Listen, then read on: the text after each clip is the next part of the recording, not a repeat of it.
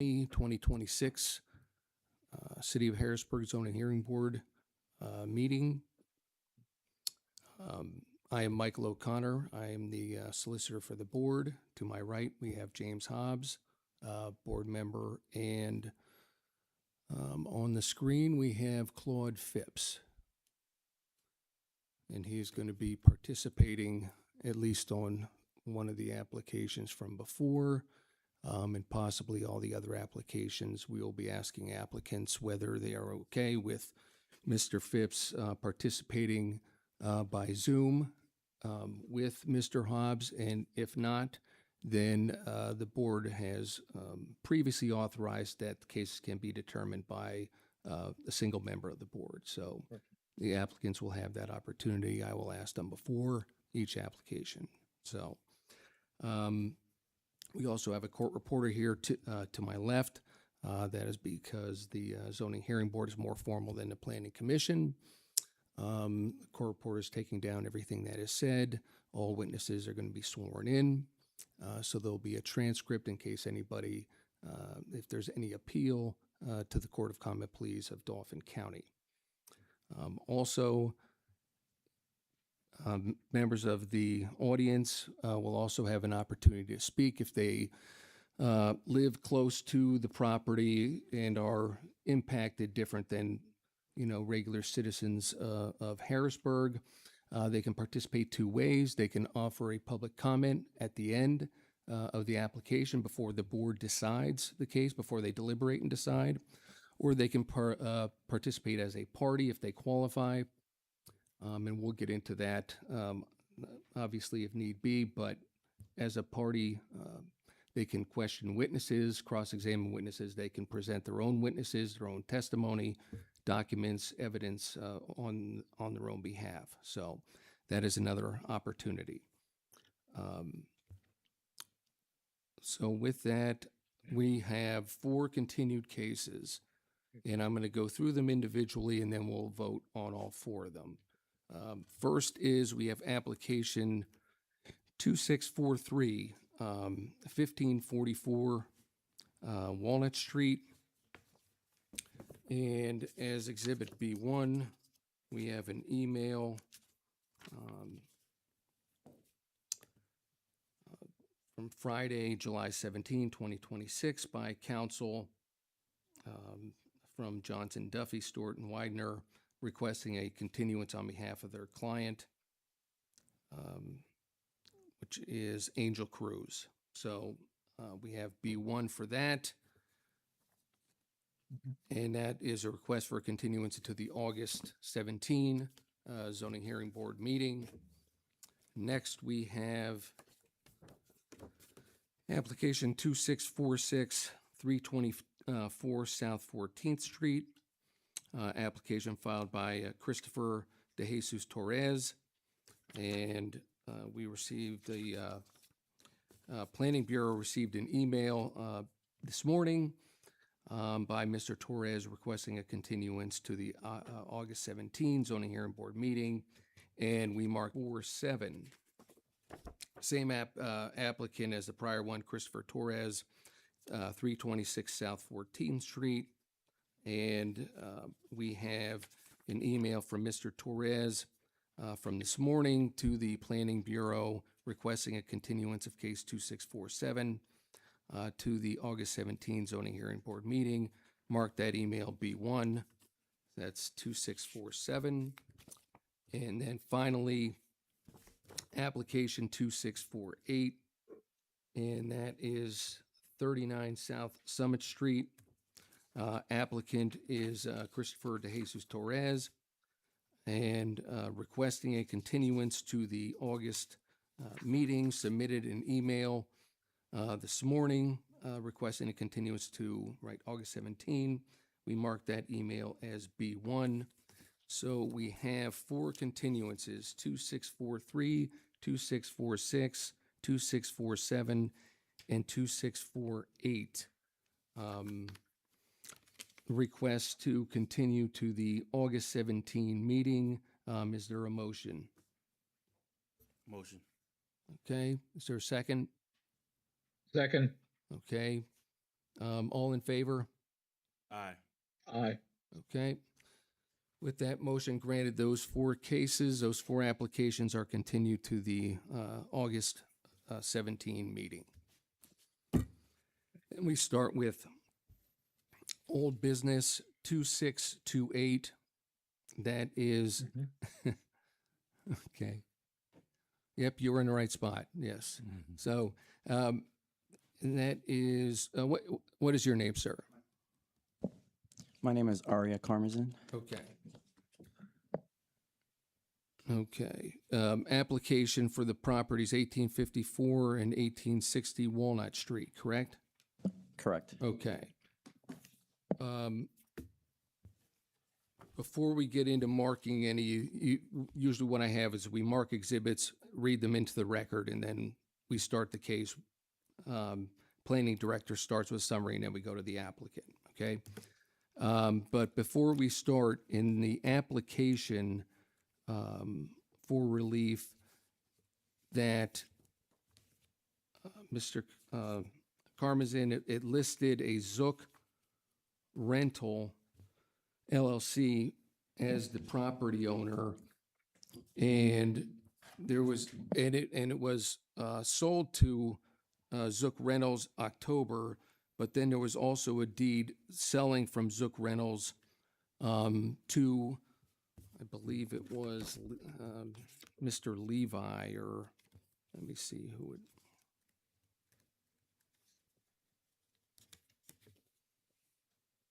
Yeah, Levi Fisher, all the four properties, Mr. Karmazin, and that was in December 2025. Do you have anything, dispute or showing how Zook Reynolds still owns the property, or that you are here on behalf of Levi Fisher for the same project or anything like that? I just want to say, well, essentially my client, Amos Zook, at this point, he had, going back and forth, he had basically said that to me that it's too much of a financial burden and he's looking to walk away from it. I didn't know that he actually had sold it back to the other person. Okay. I wasn't aware of that. Right, and since, obviously it's sold now, Okay. that, obviously that is the person that would have standing to proceed today. So, but as the applicant, you filed it on behalf of Zook Reynolds. I mean, I think really the only option would be, we've continued it several times. Unless you would consider a request for continuance, but he did sell it, so Okay. if you want to, withdraw it. Yeah, unfortunately, that's what he's looking to do. Okay. So, Okay, all right. Okay.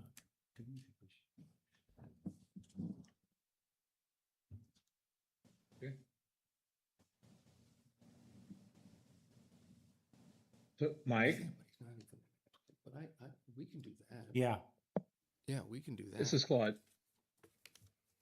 So, hello?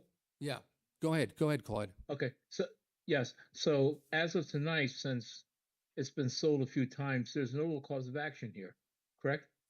Correct, but there was still an application outstanding, and that's why, the Okay, close it out. other option is just to, Close up. just deny it and just go that route. yeah, I would recommend that the board, because there doesn't seem that the applicant owns the property anymore, doesn't have standing, that the board that there be a motion to deny the application, and then you vote on it. So the motion would basically be to deny because of ownership questions? It would just be, well, Just deny it, and then we would have to still Yeah, write we'll- something, but that would be it, really, We'll lack issue of a written- standing. yeah, we'll Okay. issue a written decision, but it'll be based on the fact that there's no ownership here. Right, and that's Ownership, really ownership. it. So, Okay. okay. Do I have a motion? I'll make a motion to deny application 2628. Okay, is there a second? I second. Okay, all in favor? Aye. Aye. Okay. All right, so that's what then we'll do, and we'll just issue the, the decision, but essentially that's what it is based on, is, no longer owning the property, having standing, anything like that, so, okay? Don't stand. Okay, thank you. Okay, Gotcha. you're welcome. Okay. Then, 42. so, all right, the next application was continued from the last one, last month's meeting. It's application 2642. Okay.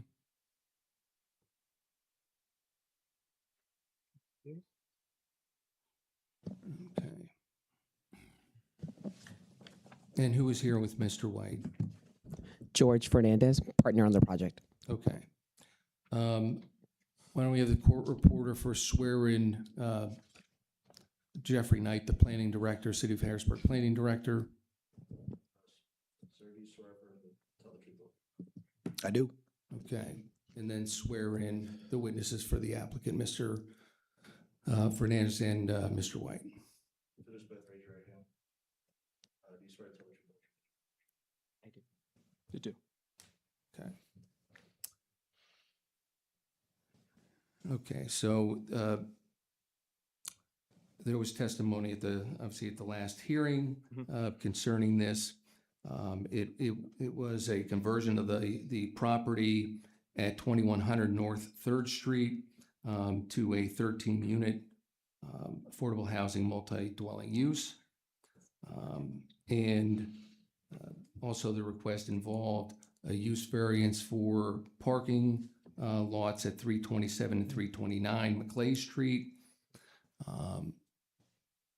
There was also, though, a request for in the alternative, a special exception, though, for off-street parking relief for this application. And based on the fact that if it was affordable housing, it would be, I think, 6 spaces, I believe it was 6 spaces. Mr. Knight, is that? It was 6.5, and the zoning code says it has to be rounded to a whole number. Which way you go with that, I guess, is a matter of opinion. But 6 or 7, yeah. Yeah, but I thought kind of went the other way. If it was affordable housing, that they round down, the others they round up. So, I don't know if there's explicit direction in the zoning code that says that, but I mean, it's, I guess, a rational inference. okay. And also, in the alternative, because if the use variances were denied, then it required a variance for the density regulations as well. And testimony and everything was presented about that at the last hearing, correct? Correct, Mr. White, right? Yes. Okay, Yes, correct. okay. What the board requested was any evidence, documentation, any testimony regarding off-street parking around the 2100 North 3rd Street property, because pictures that I believe that we had, it was during a church service, seemed to show that there was available parking, but there was a question, how about other times? Because at other times it seemed like there wasn't much parking available. So the board presented then the opportunity for the planning director and also applicant to present any evidence with regard to that option. Let me just start with Mr. Knight. Yeah, so in the intervening time, I don't know that we have any hard documentation on that. I was out of the office for about 2 weeks on vacation, and kind of before and after, it's been mainly focused on catching up. But I can testify anecdotally that driving by the property, driving by this intersection, there is available on-street parking, especially along the eastern side of the property, along the eastern side of the 2100 block of North 3rd Street. And certainly enough parking to accommodate these 6 or 7 required off-street parking spaces. I would note that the Planning Commission's resolution recommended the removal of one of the one of the units for tenant services. And so that would reduce it to just 6 spaces per the affordable housing legislation. You know, as noted, the on-site observation that we collected prior to the last meeting was during a church service, which there's a church at the northern end of this block, which is when on-street spaces would be more likely to be used than during a given weekday. Both residents of the block would be at home, and then congregants of the church would be in attendance at the church and would be using on-street parking. So without any, hard evidence subsequent to that observation, all I can offer is the anecdotal evidence that we do feel there is sufficient on-street parking along the 200 and 300 block of Maclay Street and the 2100 block of North 3rd Street. And again, we want to note that because the driveway to the basement of the building will be removed, they are going to be removing a curb cut and therefore creating an on-street parking space where there won't be a prohibition. So you're kind of looking at whether there is the capacity to accommodate 6 off-street parking spaces on-street parking when you add in that new space that's going to be created along Maclay Street. Additionally, we did note the prevalence of surface parking lots in the immediate neighborhood, both at the northern end of the block owned by the church. At the northern end of the block, that is a large surface parking lot, and just to the south across Maclay Street. I don't know if the applicants have engaged either of those property owners about the availability of parking, but we do think that if that's available, that would be preferable to the construction of parking at 327 and 329 Maclay Street. And the final point I would make is, and it's good to see Mr. Fernandez here. I know I reached out to the Planning Bureau a few weeks ago about the developability of various sites, and 2 of them were 327 and 329 Maclay Street. And as I'm thinking through that, I'm thinking, well, he wouldn't be interested in the developability of those sites if he had already, assumed they were going to be surface parking for this building. So my hope is that he is actually interested in developing those properties, because as I testified to the Planning Commission, we would much rather see, 2 units, 3 units go on those 2 properties as opposed to have them be converted to surface parking. Before we go on, obviously, I must have forgot my manners of introducing people with all these people in the audience. My mother wouldn't be pleased with me, but anyway, from the Deputy City Solicitor's Office, Tirsa Cameron, Stephanie Thompson here with the Planning Bureau, and most importantly, Mike Pykosh here from for the solicitor. Same office as me, so I don't know, maybe he has a forgettable face.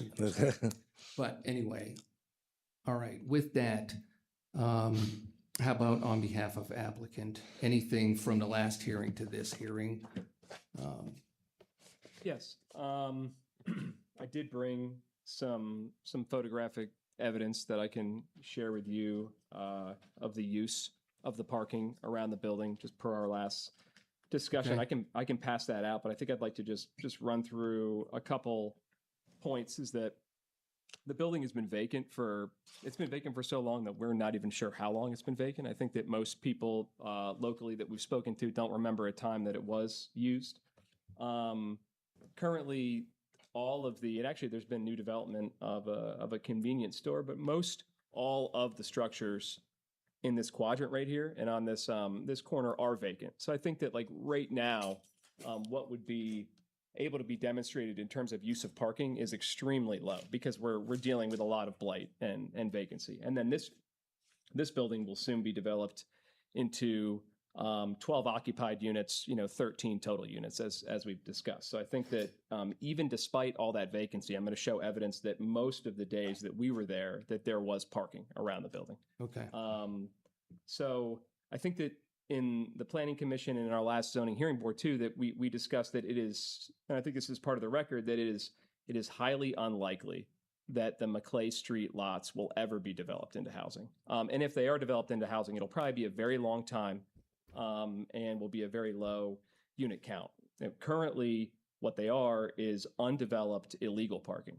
So I think that the question that I really would like to be considered is, do we want a developed, landscaped, legal parking lot that's to the benefit of our affordable residents, or do we want an illicit, unlandscaped, undeveloped, illegal parking lot that's not permitted in the district? So for this parking lot, George, in partnership with us, acquired these lots so that we could meet the burden that we understand is that we needed at least 6 parking spaces. Beyond that, given that this is an affordable development, we are not going to be charging the residents for these spots. These spots are going to be free for our residents, and it's at a significant increased cost in terms of the acquisition of the lots themselves, which we own in partnership now, and the development of them that we're doing it. So we're just trying to put together the best affordable development possible. When our residents drive home at night, we want them to have the peace of mind that there's parking available for them. And I think that as the area continues to develop, that's going to be less and less the case. And like I said, I have some evidence to demonstrate that there is some available parking, but that there is typically a number of the available spots in and around the building are taken.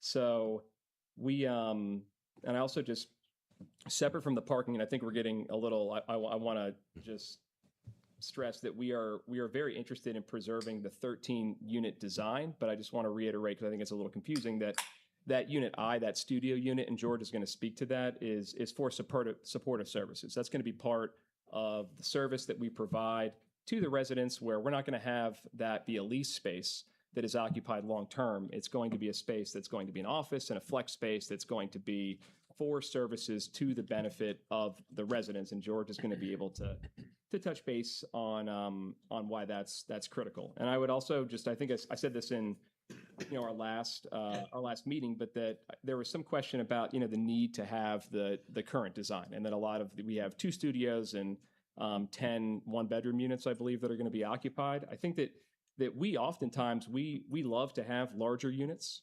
and less density within a building, and you're going to see soon, as evidenced by a project that we're going to bring before this body on 6th Street, that we're going to propose a majority 1,000+ square foot 3-bedroom units on a different development. So the reason that we are proposing the current design is based on just base level feasibility. This is a very challenging project. It's going to be very expensive, especially because we've already acquired the requisite parking and we have to develop the parking.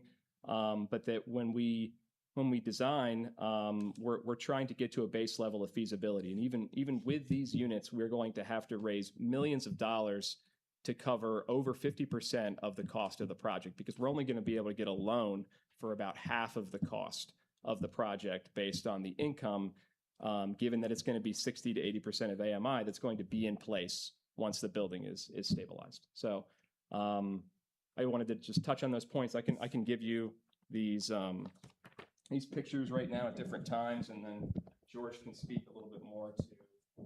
Okay. Thank you, Michael.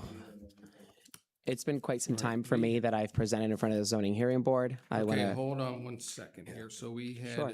up through A9,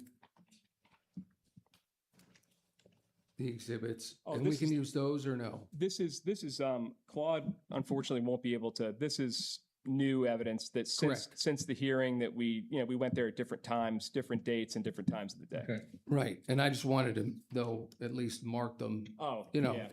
Thank you. At least for that. And I just wanted to make sure I was going to mark them the correct one, because we have, the last one was exhibit A9. Oh, yeah. Appreciate it. So, Thank you. from the last one. Mike, you also have 2 in the presentation, 2100. There's also 2 A1s, but they give 2 different sceneries. Okay. One is like a I think we had just one, was an A, and then it was A1 is how we went about it. right A1. The first and one it was looks just like A. It's an observation that's for the first A1. It's a layout of the 6 parking spots on Walter Avenue right off of McClay Street. Except Right. and the second A1 is proposed. They did a diagram of what parking spots would look like. Right. I would not confuse you with that. It's try to keep all this together.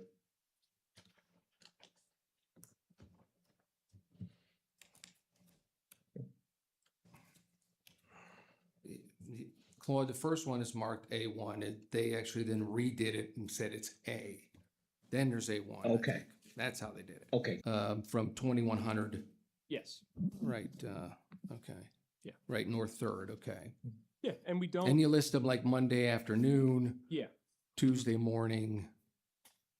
Okay, And as you can see, there's some parking, there's some available space. I just would want to reiterate that this is around a longtime vacant building. So when this building is occupied and there is a number of people living there, when there isn't a vacant retail center across the street, when the entire area is developed more, which I hope to be in the near future, there's going to be a lot less parking. So I didn't try to present, this selective image of the block like parked out. There is some parking. Right.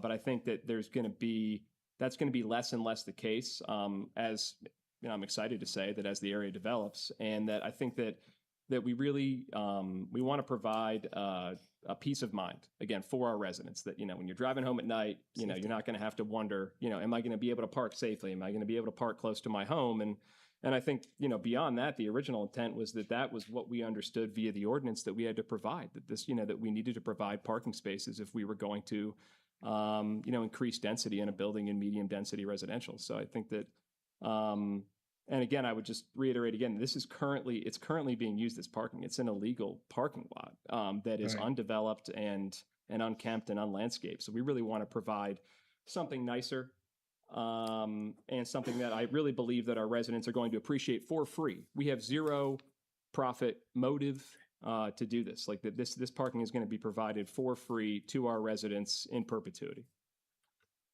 all right, let me at least mark these. So we have the first one is Monday, 7:13 in the afternoon, of the North Third, 2100 North Third Street. And the second one, Tuesday, 7:14, morning.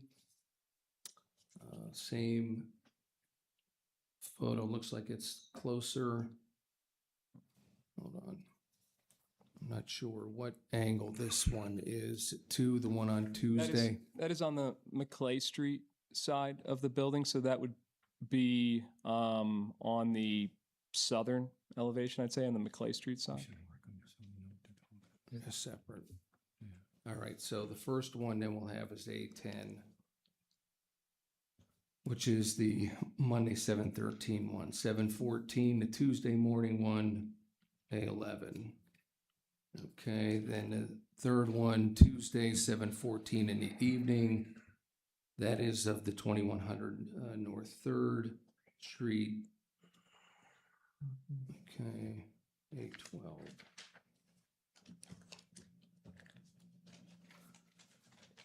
Okay, and then A13 will be the Friday, 7:17 in the evening, of the property. And you can see the California wildfire smoke further, Oh, that's right, further 17th. evidencing that is at that time. That is, okay. So we were out there California, risking our lungs to get that photo.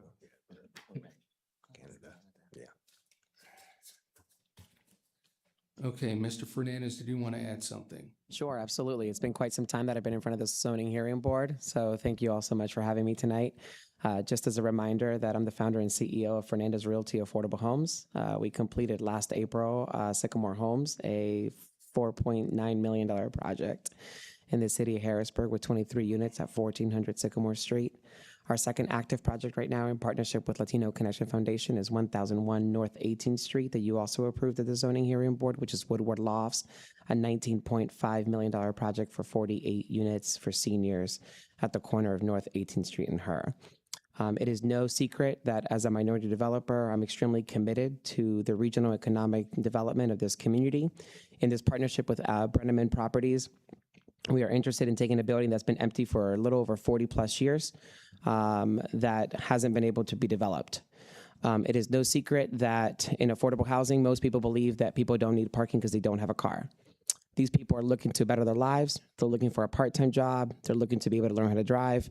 And while we may move people in that don't have a car today, that doesn't mean they may not have a car tomorrow. It would give folks that are coming home from work or mom or aunt's house on a late evening after a holiday, that if there isn't a parking, that they would have an opportunity to park somewhere that belongs to them. In this community right now, in this corner block, there are roughly about 11 vacant properties that are blighted, properties that have not yet actively in the city, that are really in front of you is a really cool, innovative project that would bring forth 12 units with a flex unit that would then bring partnerships and support services into the projects. One of those examples is at Sycamore Homes. We have food boxes delivered every Tuesday. These food boxes are worth about $250 of really healthy groceries and produce. And we're able to provide that multiple times a month for our tenants. That is what this flex space would essentially turn into, in partnerships with managed care organizations and social human services. So I'm happy to answer any questions that you might have. Thank you, Jeff Knight, for continuously supporting our applications. Thank you for reminding us that what you'd like to see is housing. As the owner of 327 and 329 Maclay Street, the lot is too small for us to actually build something that would actually be able to, make sense financially for the bank and or financially for myself as the owner of the lot. I'm really looking forward to seeing, 2100 North 3rd Street be developed into a really cool project that brings new, affordable, and ADA accessible units onto the lot, which that of its own is a really large investment into this project. So I'm happy to take any questions that any member of this board might have. Okay, Mr. Fernandez, so you bought, right, the 327 and the 329 Maclay Street lots. I already owned 329 prior to this project, and then after becoming a partner into the project with Brenneman Properties, I acquired 327. That's correct. Okay.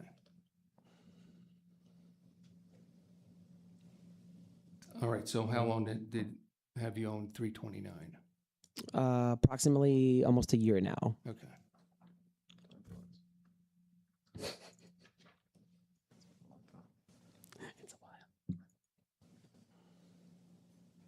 And buying the 327 too, was it that the plan then to get it, try and contact Brenneman and get in with the project, or was there some discussion beforehand, or what? It's actually a little serendipitous in that we had simultaneously, we had acquired the 2100 North 3rd site, and then, we worked with George a lot, and he had said, hey, I got this lot on Maclay Street, and that we knew the owner of, he had 327, we knew the owner of 329, so then that's when we said, hey, that's going to be, That's on 329. We knew 329, we needed 327. That's going to be key to this development is if we can get this other lot, because I think that's important to note is that separate, they're certainly not developed. Like we have to consolidate them to even get 6 spaces. So that's when we realized that we had this kind of congruent ownership. And then if we partnered, because we wanted to work with him to raise the equity via grant funding, because it was going to be an affordable project. And then we decided that we were going to go after that other lot. He was able to get it. And then we partnered and we're pursuing the 13-unit development. These lots have already been unauthorized parking for quite some time. We've tried to get the local residents to no longer park there so we can clean up the lot and beautify the actual lot of the city. That is not something that we've been able to accomplish with not bothering or reaching out to local authorities. But for us, our vision is that over the next few years, this block will be fully developed. And once that block is fully developed, there will be a lack of parking. So we are trying to think forward and be innovative thinkers so that at least half of our residents and hopefully, while some of them will be able to find street parking, others may not. So having that additional lot for people to be able to park in is essentially a safe of mind and a safety net for the 12 plus units essentially that we have in this lot. We don't know if several of these units will be double occupancy. Two of those residents might have a car, right? So we are trying to be forward thinkers and understanding that when this block is fully developed, there will be a lack of parking. Before we get into questions by board members and possibly any comment, Mr. Knight, do you have anything else to add at this point? No, as we said at the last zoning hearing board meeting, our perspective on at the end of the day, our focus, the primary focus of this project is the reuse of a long vacant building to provide affordable housing. We're totally in support of that. And our goal is to always figure out, well, how to make a project better. And, we don't want it to be lost in the discussion of the parking, that we would be fine if that is going to be the board's, if what the board wants is to see is that parking to be able to provide an amenity for the residents. We absolutely agree with the applicant. It's currently being used for illegal parking. If for whatever reason that was not included in the approval of this project, it's likely that might continue going forward. And as the owner, Mr. Fernandez, is here and saying, I don't think I'm going to develop this, then yeah, that condition may be going forward into the future. And, we do note that the construction of a parking lot would not preclude eventual development in the future of these lots if they chose to do so. With that being said, we're completely fine if the board wants to move ahead with the project as proposed. I think the applicants make good cases, good points in some of their cases here. So, we do feel that at the end of the day, the most important thing is whether 2100 North 3rd Street is able to be actively reused. And if the board feels that the surface parking at McClay Street is necessary, we are more than happy to just register our support of that. Okay. Thank you, Jeff. Right. Also, your position from the last hearing, though, does remain the same as well. As far as whether it was needed and whether it can be developed, there might be a difference of opinion, but. Correct? Yeah. I think we've seen smaller parcels be developed. We've seen larger parcels stay vacant for a long time. The important thing that we have here that we did not have at the last meeting is the owner of these properties, Mr. Fernandez, who is saying, I bought these specifically to provide the parking for these units. That is my intention going forward. I don't have an alternative development proposal. Knowing that, it definitely, I think, helps to lend support for the application as proposed. Right, okay. Well, at least one of them. He had one of them before and then he bought Correct, the other yeah. one. But, all right, any questions, Mr. Hobbs? Couple of questions. So with the parking, I know there was additional pictures that were provided time. The reason I ask, and I know for me at least, the whole point of the parking question before was about just the experience that residents are going to have that are currently there, as well as anybody that would be dwelling in this property if, the 12 units that you're proposing were developed. Just from being familiar with how the area looks at night when people are parking in some of the other commercial building parking lots around there that's probably not authorized. And seeing that even as you show in some of your pictures that even at these times that there's not a lot of parking that is available. So I just wanted to, number one, know if there was any thought about that when taking these pictures or assessing the view of parking, as well as if there was any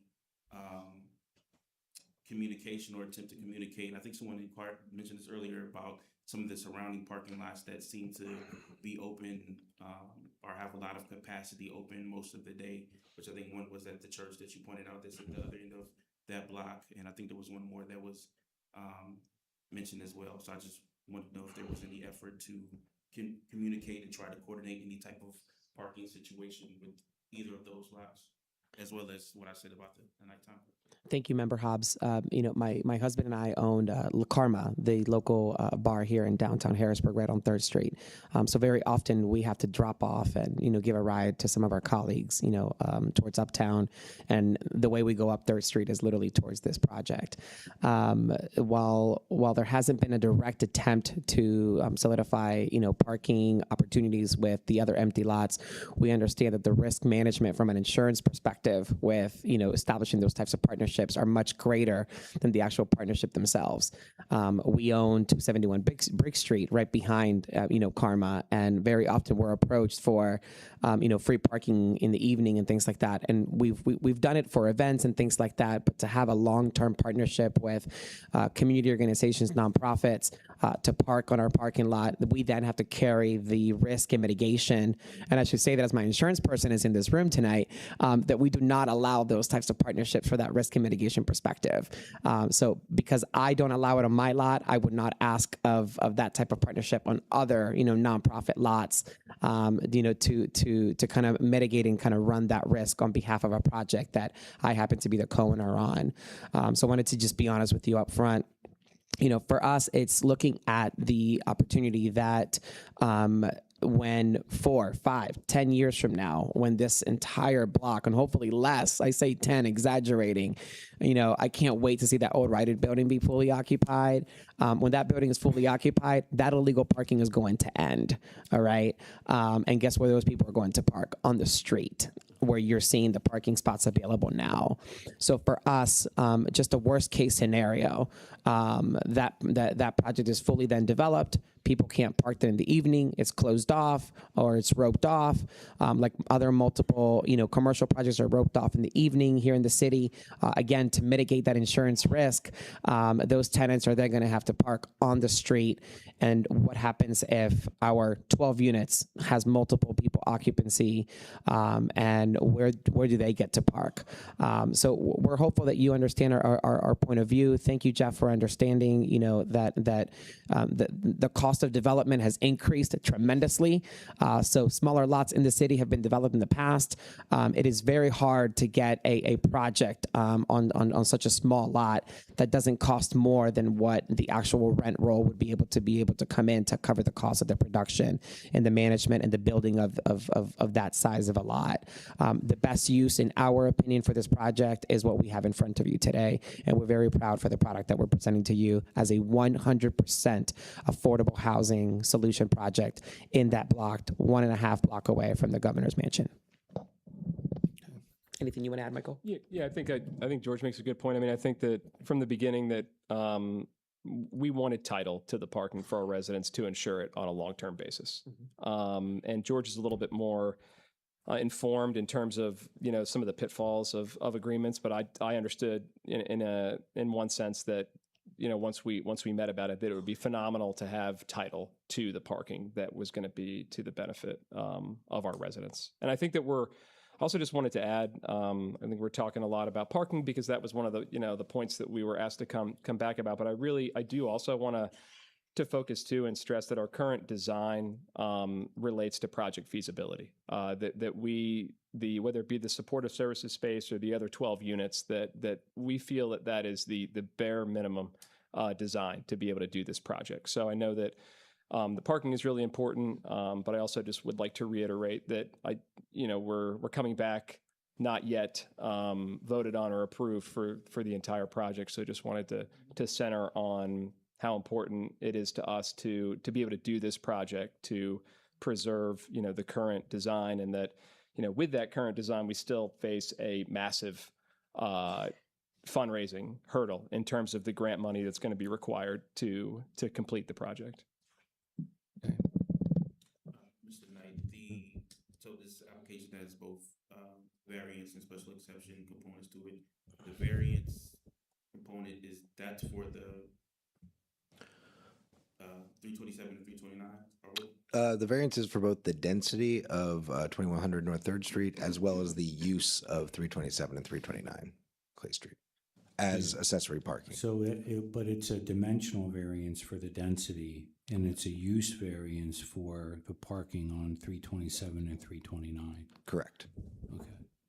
And with that, if I could add, I think in the last, there was an important point made that in terms of the amount of space that's considered in terms of the dimensional variance, that we could be considered to be counting all the lots, right? So 327, 329, and 2100 North Third. So I was thinking about that as we were speaking. So I just wanted to, in terms of the number of units that we have per lot size, that it's actually could be all of the lots that we're considering in terms of the level of relief that we're asking for. I think that's why I more or less introduced it as in the alternative, because Mr. Knight, how would you consider lots if they're here for parking, and it happens to be denied and then they're not included? Yeah, I mean, I guess I would say that with respect to the density regulation, if we're asking about that and whether scattered sites can be included in a density calculation, I hadn't really considered that issue before. I don't know what the legal, perspective are on something like that. I think it would make it very easy to just grab a vacant lot somewhere here and just add it to a project and say, now this is part of the project and therefore I don't need zoning relief. But when there's a nexus, when there's, a connection between these, I think that probably changes it a little bit. Okay. Mr. Hobbs? If not, you can take a minute and we can ask Mr. Phipps if he has any questions. Yes. Oh, there you go. I do have, yeah, James, you still there? Because I do have some questions. We're here. Okay, so let's go back to 327, 329. So Mr. Fernandez, he's the owner of it. And right now,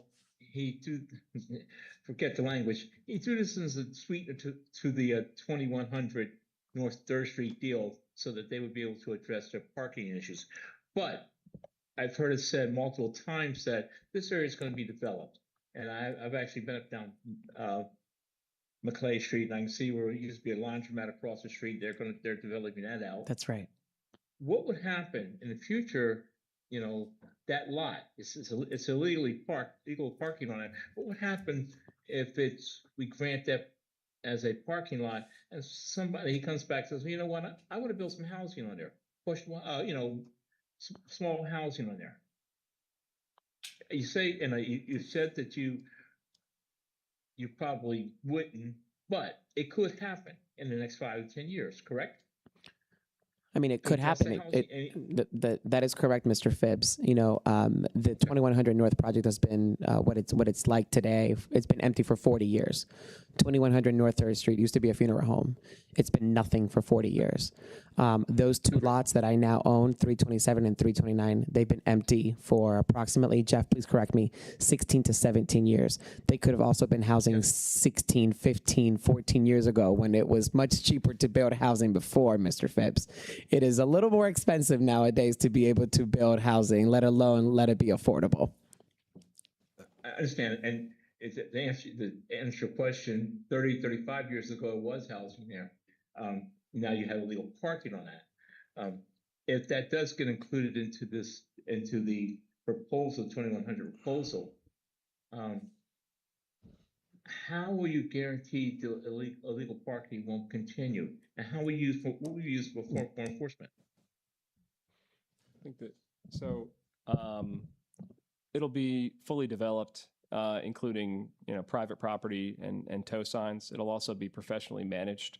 So it'll in many ways that it'll be much different, whether it be signage or management than what it currently is. I also think that just the current construction of it and look of it, it just looks like something that one can choose to park at without consequence. And I think that given a new face and continuous use by the residents, that on top of our management, that won't be a problem. And to your prior question too, we're open to solicitor suggestion about what the best way to be to restrict the parking for use of the development, or however the decision needs to be worded and enumerated. It'd be open to ways in which that can be incorporated in that way. to your point. And Mr. Phipps, I'll also say if 5-10 years from now, someone comes forward and we're not using the parking lot and there's plenty of parking still and someone wants to build, Adam and I and Michael would not mind, kind of selling that back, to someone that wants to turn it into housing. We want to see affordable housing built into the city. That is what Adam and I are focused on, and we have multiple active projects and investing millions of dollars into the city to be able to do that for people who need it most, who are the most vulnerable. Okay. And again, this 3rd Street, correct? I just wanna Correct. make sure I get that right. Okay. Mr. Hobbs, any further question for you, or? Yes, so going back to the density question, so it's documented right in the case documentation that what's being requested is, I think, over twice what the limit would be for, I think, the affordable housing Right. requirements. Is that based off of just the density of 2100, or is that inclusive of 327, 329 McLeod? It is only based off the principal property at 2100 North 3rd Street. Okay, thank you. And I have one more question. So, Mr. Fernandez, but prior to this project, you already owned 329, correct? Correct. Okay, and so then 327 was purchased specifically for to be parking? Correct. Okay, so with that being a variance, then my question is, if we look for, and I don't know if this changes because it's a use variance, but the burden of proof, right, of hardship for that particular request, if we know that the intention of purchasing the property is for parking in the first place, then what is that hardship? Are you asking me? Yeah. Well, yeah. No, I mean, for us, we are proactive thinkers that this entire block will be fully developed, hopefully in the next 7 to 10 years. And when that happens, I remember one time that Rite Aid parking lot being super full, and I had to, park out on the street when there was once a very active local pharmacy there, right? I'm trying to go back to those days, Mr. Hobbs, to understand that this community will once again be fully developed, and that there's a parking problem in this city. There isn't a single resident in the city that you don't talk to that is against affordable housing project or more projects in the city because of the lack of parking, right? So I'm really enjoying the conversation tonight. I really appreciate the conversation around parking, for this project. But if a few years from now, this community is fully redeveloped, okay, with multiple active businesses, commercial, mixed use, great residents. The residents around there, I believe, will be super respectful once this parking lot is there for 2100 North 3rd Street. But there will be, in the near future, a developed full North 3rd Street and Maclay corner, and there will be a lack of parking in that area for the multiple businesses, the multiple organizations that are going to invest money and dollars into that corner block. That is the purpose of this, of why we went with that, Mr. Hobbs. I understand your statement, and I get that. But the reason I asked the question in the way that I did is, when we make decisions or what information is brought to us, depending on what the application is, all the details, there's certain things that we're supposed to look at. And usually when we're talking about anything that's a variance, we're looking for, hey, I can't use this lot in this way for these reasons, so now I'm going to use it this way. But you're basically saying that the intention of purchasing this property was solely to be parking, so there wasn't any attempt to say, I'm going to try to develop this into something else, and it's based off its current use. So that's where I have some issue with that, and I think I mentioned that even last time, as it does relate to another application, that in a sense you're creating your own hardship, which if that's the case, then that's really not the basis of what we should be looking to approve something on in terms of that particular requirement for a variance request. And so I understand the whole passion behind affordable housing and development. I get that, but there's also certain things that we have to make sure that are evaluated properly. And also, we're very careful with those things because some of the things that we said here set a precedence for what can be done in the future when other applications come in front of us. So that's what, for me, makes this a bit uncomfortable, because it's almost as if there's a, and I'm not saying that this with ill will or that there's ill intention, but I understand. a kind of a manipulation of how things are supposed to go in terms of what we evaluate, which may not even be in your purview, right? When you're looking at how do I make this project work. So I understand and can appreciate the creativity, but I don't know that just the way that sits does not sit well with me in terms of being in the position of making a decision what falls properly within what we're supposed to be evaluating. Because we're already saying out loud that the intention was never to use it in what is currently purposed to be used for. I just want to go ahead and use it for something else without there actually being something I'm saying that I can't get past. So that already makes that portion of the application very hard to even, at least in my mind, to agree to pass. So then we're stuck with, in the case where we don't pass the part of using those lots as parking, then we're stuck with, now do we give to relief, for 6.5 spaces, whether you want to round down to 6 or round up to 7, which, even as you're already making the point, there's already limited parking in these areas, which, even as I pointed out, you have people parking in business parking lots. You have people like on even the alley that runs right close to Susquehanna Street, people that have made parking on the side because there isn't adequate parking. So if that portion of your application gets denied, then what is the option that is going to work for the residents that I have in mind when I'm making this decision regarding parking, which, as you mentioned, is a very, significant issue, especially in this area of the city. I think that, and as I've been before the body a number of times, it's a really important point, is the hardship point. I think that I would say a couple things, is that via what's currently economically possible, the nature of the lot is a hardship within itself, is that it's not a lot that can be developed feasibly right now and for the foreseeable future. And then I would also say that and I think George is going to speak to that a little bit more, but I think in connection to the rest of the proposed project, what we currently have is on 2100 is an 11,000 square foot building with no parking.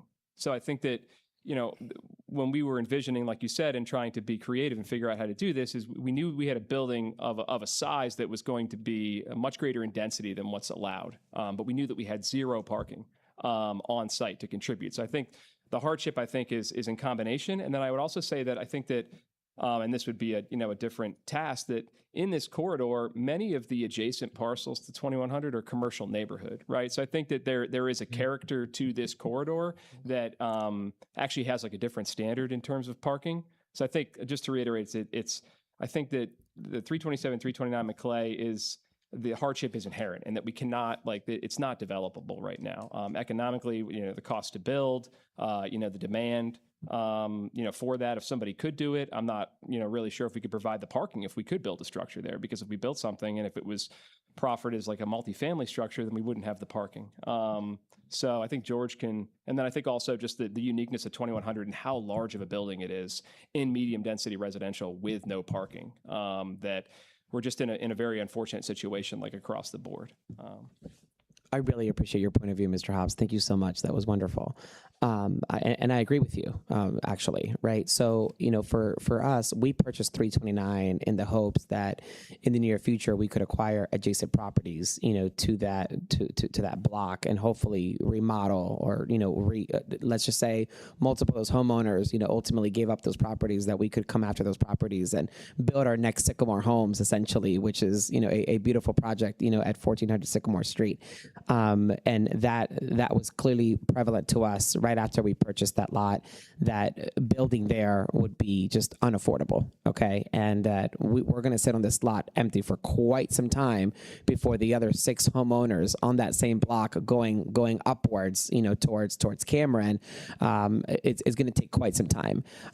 So already very quickly after, as it is possible, as Mr. Phibbs, alluded to earlier. But for us, and I'm speaking on behalf of Adam and I, we're taking a 40-year-old building now at Sycamore. We are quickly learning that even the spots that we have there is sometimes not enough for the residents, let alone the support staff that comes out, like the case managers and the support staff that come out to do activities, and in our community room, whether it's the folks from the food bank, whether it's the folks coming out to do programming for the seniors that live in our building. Those support staff would feel more comfortable if they knew they had a parking spot where to park, because most of those people that are coming in to provide supportive services are from out of the city. So again, I appreciate your opinion. I agree with you 100%. I think the best intention that Adam and I had looking forward towards this project with that size of project is we would be ridiculed to come in front of you to ask for that size of a project with no plan for parking. That is the first intention that we had. I've been in front of this zoning hearing board before asking for relief of parking on Woodward, and I didn't get that relief, right? When we were originally looking for Woodward to be a daycare and a pharmacy on the first floor. So I never went after the 327 McClay Street, Mr. Hobbs, with the ill will intention that this has to be parking and Jeff has to approve it, and so does the zoning hearing board. In no such way, shape, or form. And I wanted you to hear that directly from my heart. Thank you. Yeah, no, I appreciate everything that you all said. And the transparency. It's just I like to, because there's different perspectives right on sitting on whatever side of the microphone. There's different things that we have to look at, and so we have to look at things in a certain lens of fairness as part of other factors. And so if we look at a requirement that we have for these other applications, then those same requirements have to come for whatever applications come after it. So that's why I wanted to bring up that particular point. Not to belabor it, but that's why. Thank you, Mr. Hobbs. I just want to say I'm happy that Jeff agreed with us. Let me just start there, because Jeff is very fair across all boards, and thank you, Jeff, for agreeing that this project can move forward with or without the parking. Our preference is that you consider it moving forward with the parking, and you've heard us say many reasons why. So thank you. Those are all my questions. Okay, Mr. Phipps? I Anything have else? one more question, Okay. and I say it this way: the flying ointment of this whole area, and I have to remember back. I got rid of some of this gray matter here. This was residential medium density. The flying ointment was Rite Aid. When that housing was taken out of there, that was that became commercial property. That basically hurt parking within the area, especially on the side streets, not McClay Street. I'm looking at North 3rd Street, Logan Street. That basically caused a change in the area itself. Mm-hmm. Okay, on McClay Street you had the pharmacy over there, and I guess one dry cleaners or laundromat. Dry cleaners across the street. That makes a change.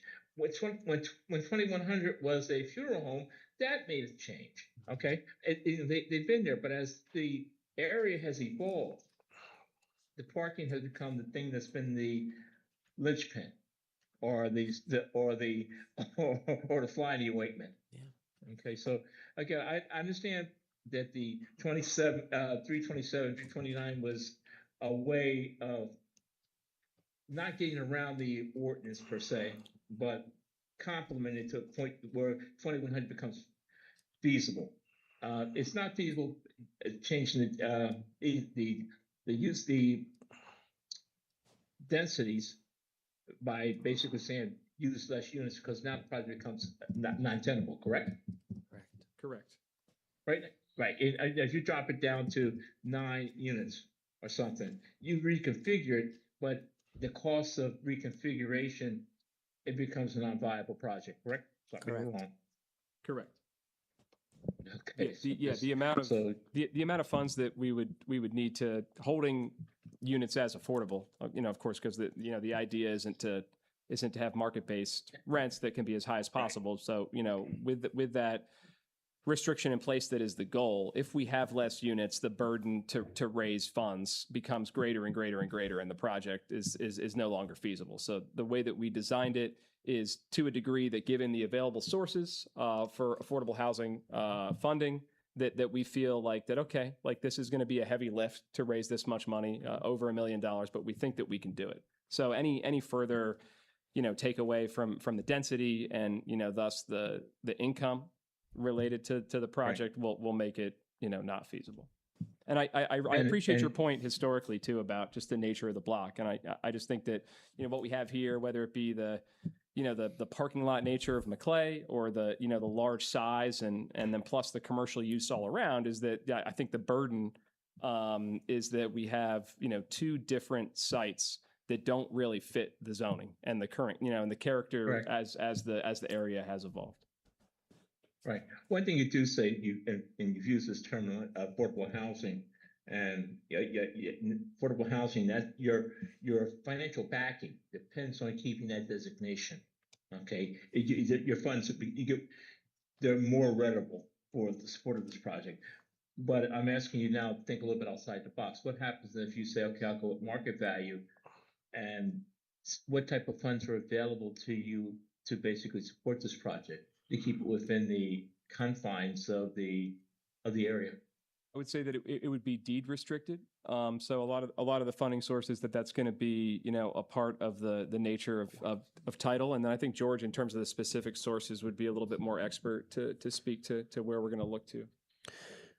Yeah, thank you, Mr. Phibbs. For us, looking at local, state, and federal funding is really our goal. Historically, my organization has already received funding for multiple active projects in the city of Harrisburg and Dauphin County as a whole, from the FAIR program at the Pennsylvania Housing Finance Agency. Most recently, we were very successful at securing roughly about $4.8 million in tax credits for the Woodward Lofts project in the city. And most recently, we were also very successful at securing roughly around $250,000 from this most recent FAIR cycle of Pennsylvania Housing Finance Agency. Additionally, over the next few weeks, and I'm saying few weeks so that they can stick to it, but Governor Shapiro has announced $1 billion into his housing action plan. A pretty good percentage of that is expected to go into affordable housing. Those are dollars that we will never be able to see ever again. So having these types of projects ready to go, approved by zoning here in Brooklyn, to our success. Great question. Thank you so much. I appreciate it. Yeah, thank you. I normally, my solicitor always try to throw a financial question in and out. But again, I'm just looking at it, saying, thinking outside the box. Is there a way of looking at this? You're using the linchpin of affordable housing, but based off of that and what you're doing in the area, you're running into some roadblocks. Is there a way of looking at this differently and bringing it up to market value? Would that change the dynamics on the parking? We at Brenneman Group, we do both affordable and market rate development. So it's something that we consider, and that we have experience with doing both. And I think from day one, just by the size of the building, and also too because we think that there's a greater need, that we've run it as a market rate project, and we felt like that. Even if we could get relief from the parking, that we always wanted it to be an affordable project. That's where that we're developing other similar market rate projects close, and that we want to be balanced in what we provide to the city, and we felt like that this was the best use of this property, and also in terms of us and our goals as somebody who does business in the city, that we wanted to provide more affordable housing. And this goes back to more Mr. Hobbs' density variance that he's brought up for the 2100 block, 2100 3rd Street.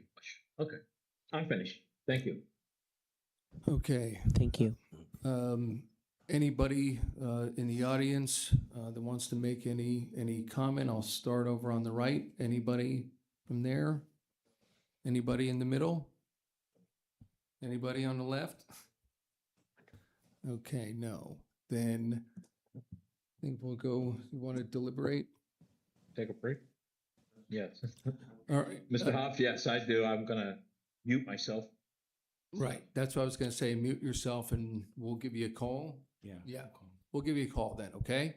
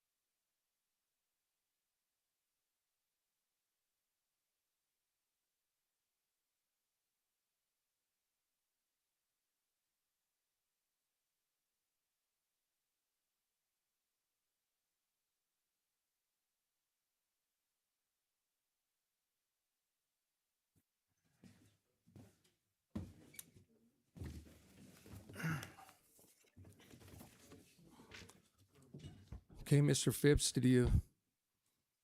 I'm back on. Okay, Okay. good, good.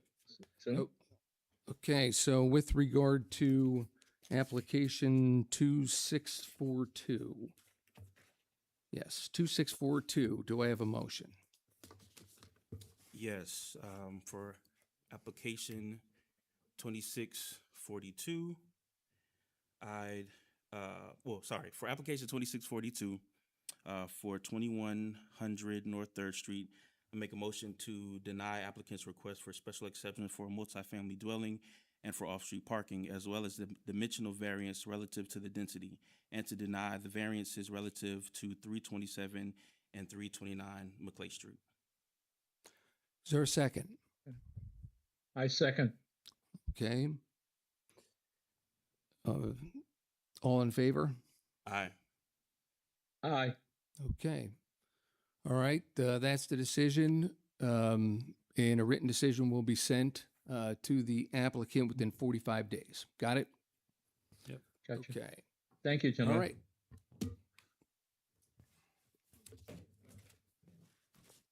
Okay, next one should be 2644, I believe.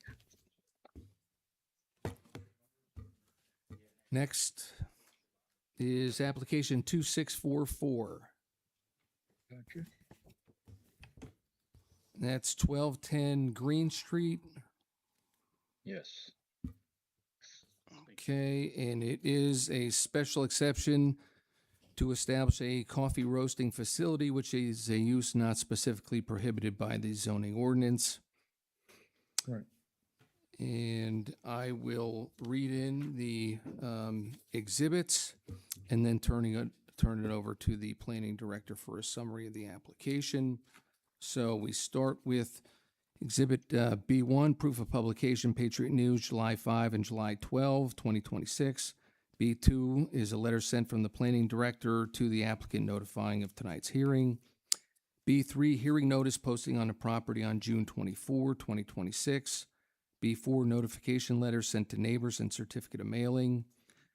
B5, application packet with attached narrative, plans for the project, and photos of the property. B6 is the deed to the property establishing its applicant's standing to pursue the zoning relief. B7 is the Planning Bureau case report, and B8, City of Harrisburg Planning Commission resolution. So we have B1 through B8. Okay, and with that, we'll turn it over to Mr. Knight for a summary, and then we'll. Yeah. Yep. So our deputy planning director, Ms. Thompson, managed this one from the start. So Okay. I'm going to let her handle it. We'll swear, Yeah, let's we'll swear swear in. you in. We'll swear Ms. Thompson in. I do. Before you begin, and I wanted to make sure that I asked with the applicant, it's High Point Apartments, and represented here tonight by. James Strong, attorney with McNeese, Wallace, and Nurek. Okay, and just wanted to make sure that I asked whether the applicant is okay with Mr. Phipps participating via Zoom, and then we have a 2-member board, or not, and then we would have Mr. Hobbs deciding. Yes, we are okay with Mr. Phipps participating virtually. Okay, great. Thank you. Okay, Ms. Thompson? Okay, the proposal for 1210 Green Street is for a coffee roasting facility on site classified as a use not specifically prohibited, which requires ZHB approval, special exception, application per section 7-303.11B of the zoning code. Basically, this is a project that is new to the zoning code. It's a new kind of use. We believe that it will enhance the neighborhood being a residential medium density district and it being a garage in the middle of it. There are not a whole lot of other uses that could possibly go in there, and we think that this would be a viable use. Okay. You want to read the planning commission resolution? Oh, okay.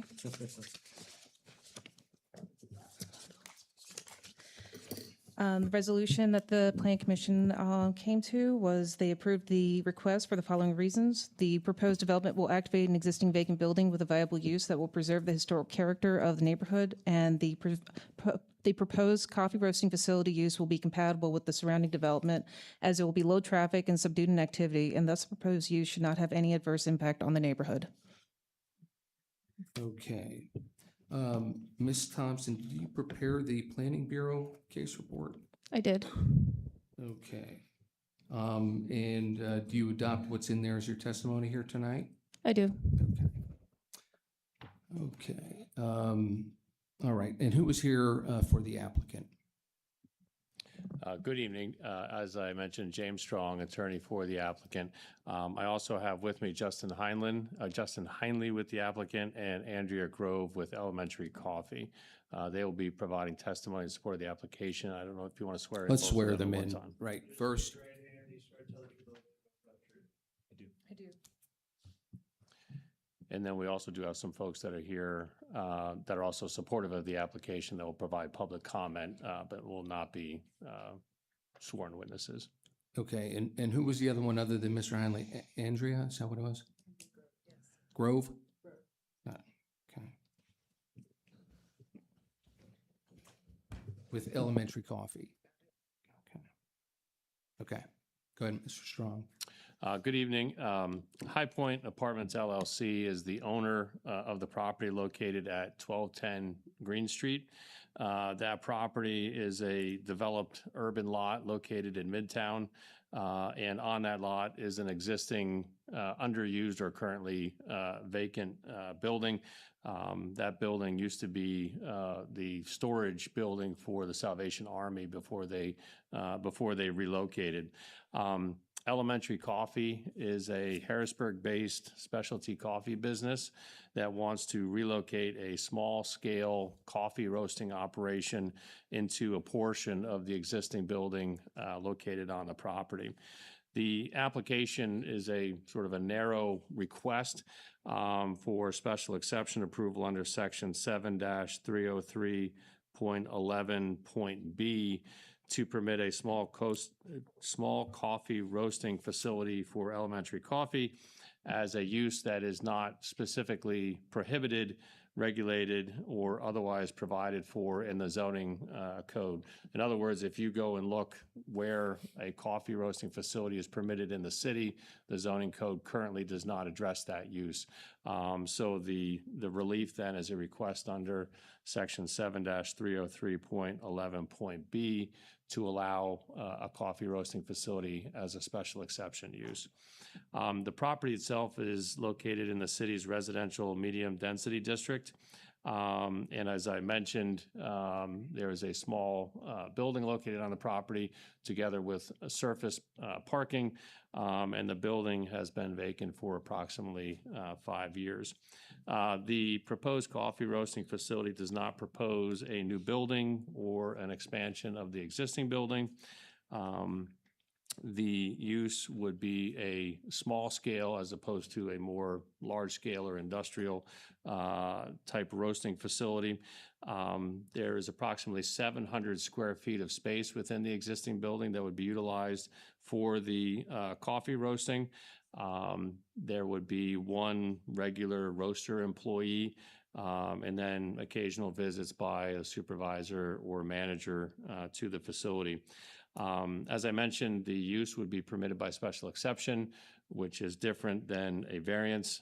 So we're not requesting a variance, we're requesting a special exception.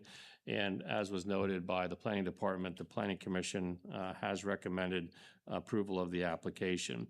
I think you'll see that the application itself, both the one that was submitted and then the testimony in support of the application tonight, will demonstrate that the proposed coffee roasting facility is less intensive in its impacts than other uses that are currently permitted in the residential medium density district, and that the proposed facility is very similar to those other uses permitted in the district, such as a retail bakery or a coffee shop or cafe or personal services, and that the application satisfies the general special exception criteria in the zoning code. As noted, there are two individuals with me tonight that will be providing testimony.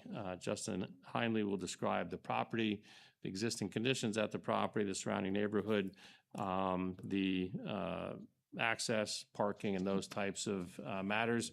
And then Andrea Grove will describe the actual roasting operation that would be located on the property, including hours, deliveries, and discuss some of the comments that were raised at the Planning Commission meeting. As a preliminary matter, I would note I provided you all with 3 exhibits.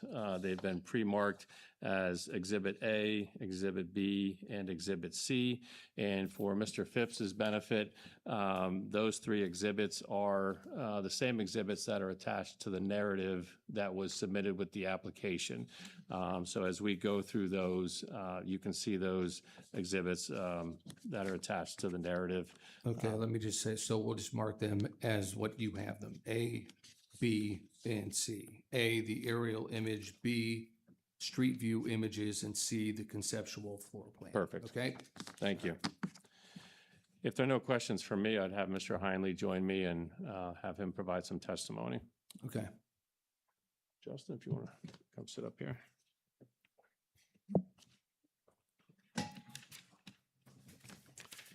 If you could introduce yourself to the board and provide us with your name and business address. Sure. My name is Justin Heinley, Heinly, business address 1419 North 3rd Street. And what is your relationship to the applicant High Point Apartments LLC? Currently, I'm the property management company in charge of the facility, as well as have an agreement of sale and equitable interest in the property. And are you here tonight as the designated representative for High Point Apartments LLC for purposes of this application? Yes, I am. Are you familiar with the property located at 1210 Green Street? Yes, yes. Marked as applicant's Exhibit A. If you could refer to that exhibit and describe for us the property and the surrounding area. So the dotted yellow line is located for the surrounding edges of the parcel, which is located bounded by Charles, Green, and Cumberland Streets. Charles Street to the north, Cumberland Street to the south, and Green Street to the east. And what is the surrounding neighborhood like? So currently the surrounding neighborhood has both residential and non-residential uses. I'm showing you what's been marked as applicant's Exhibit B, which is comprised of several pages. If you could describe for us what we're seeing in Exhibit B. Sure.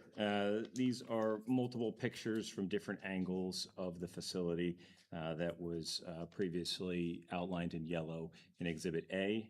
As you can see, it's a single-story brick building with no man access on the street side.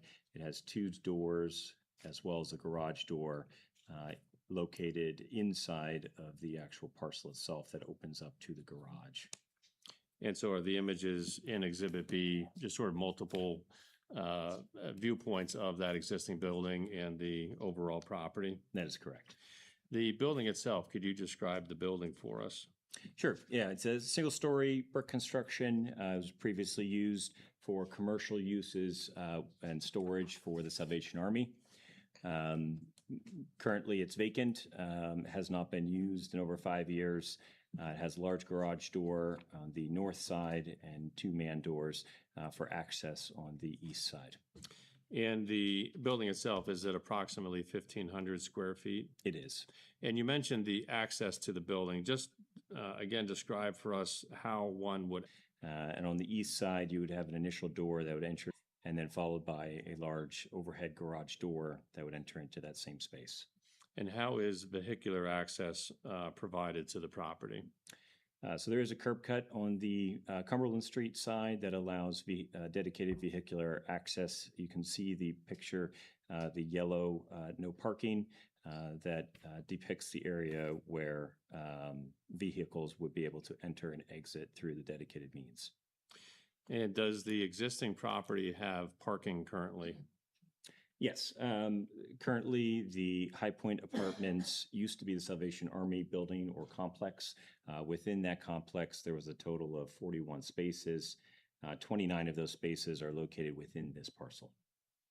And of those existing spaces, how many are available to the building? Currently, there's only 16 residential units, of which the zoning code required 19 of them to be designated for the residential uses, with the remaining of them available. And the proposed use, how many parking spaces will it require to function satisfactorily? One dedicated space for the employee and one additional space for supervisor or other individuals to be able to attend. Will this use generate heavy traffic? No. So the roasting operation is anticipated to bring in one truck. I'll leave elementary coffee to describe that in a little bit more detail, but the truck would be coming into the parcel, would not be taking up any on-street parking. Access would be allowed through the overhead door. The truck will be able to turn around with sufficient space within the parcel and then exit safely back through Cumberland Street and down into Front or Second Street, depending upon which way it needs to go. I'm showing you what's been marked as applicant's Exhibit C. If you could describe for us what we're seeing on that exhibit. Sure. The storage or open area would be on the north side. To the east of that, or at the bottom of this picture, is depicting the garage door opening. This would be the open storage area for any contents. And then just to the south of that is located the roaster and afterburner, as well as any packaging or dishwashing that needs to be done to support the operations. And then a dedicated man door on that entranceway as well on the east side. Is the area outlined in yellow the area that would be used for the coffee roasting operation? That is correct. And then how about the area which looks to be 2 rooms and a bathroom, not outlined in yellow? Are those part of the application or the proposed coffee roasting facility? No, they are not. Will any, Yeah, I thought very much. Okay. Okay. Continue, Mr. Heinley. will any demolition of the building or any exterior renovations or modifications or expansion, anything of that nature proposed for this use? No, there'll be no planned exterior modifications. Is the property located in the city's Midtown Historic District? It is. In the event any exterior work would be required or necessitated or become necessary, would the applicant comply with all applicable historic district requirements with respect to any of those types of modifications? Yes, we are very familiar with them, and yes, we will. I mentioned in my introductory comments that there are a number of uses permitted in the residential medium density district. In your opinion, is the proposed coffee roasting facility less intensive in external impacts than other uses that are currently permitted in the residential medium density district? Yes, in my opinion, absolutely. I believe that this is a small scale boutique operation that is not going to add additional traffic beyond what the neighborhood is used to. I would also remind everyone that when the Salvation Army operated out of this building, there was far more traffic going into and out of this facility, and it was used as a commercial building at that time as well. And in your opinion, is the proposed coffee roasting use closely similar in impact and character to the other uses that are permitted in the residential medium density district? Yes, absolutely. In your opinion, will this use conflict with any other city ordinances or known state or federal laws? No. Will the use create a significant public safety hazard, in your opinion? No. Will the use negatively affect the character of the surrounding neighborhood? No. Are you familiar with the narrative that was submitted with the application? I am. And to the extent applicable, do you adopt the statements in the narrative as part of your testimony? I do. Those are all the questions I have for Mr. Heinley. Okay. Before I turn over to Mr. Hobbs and Mr. Phipps, Mr. Heinley, so though this is right, a coffee roasting facility, right? There's not going to be any customers, any retail.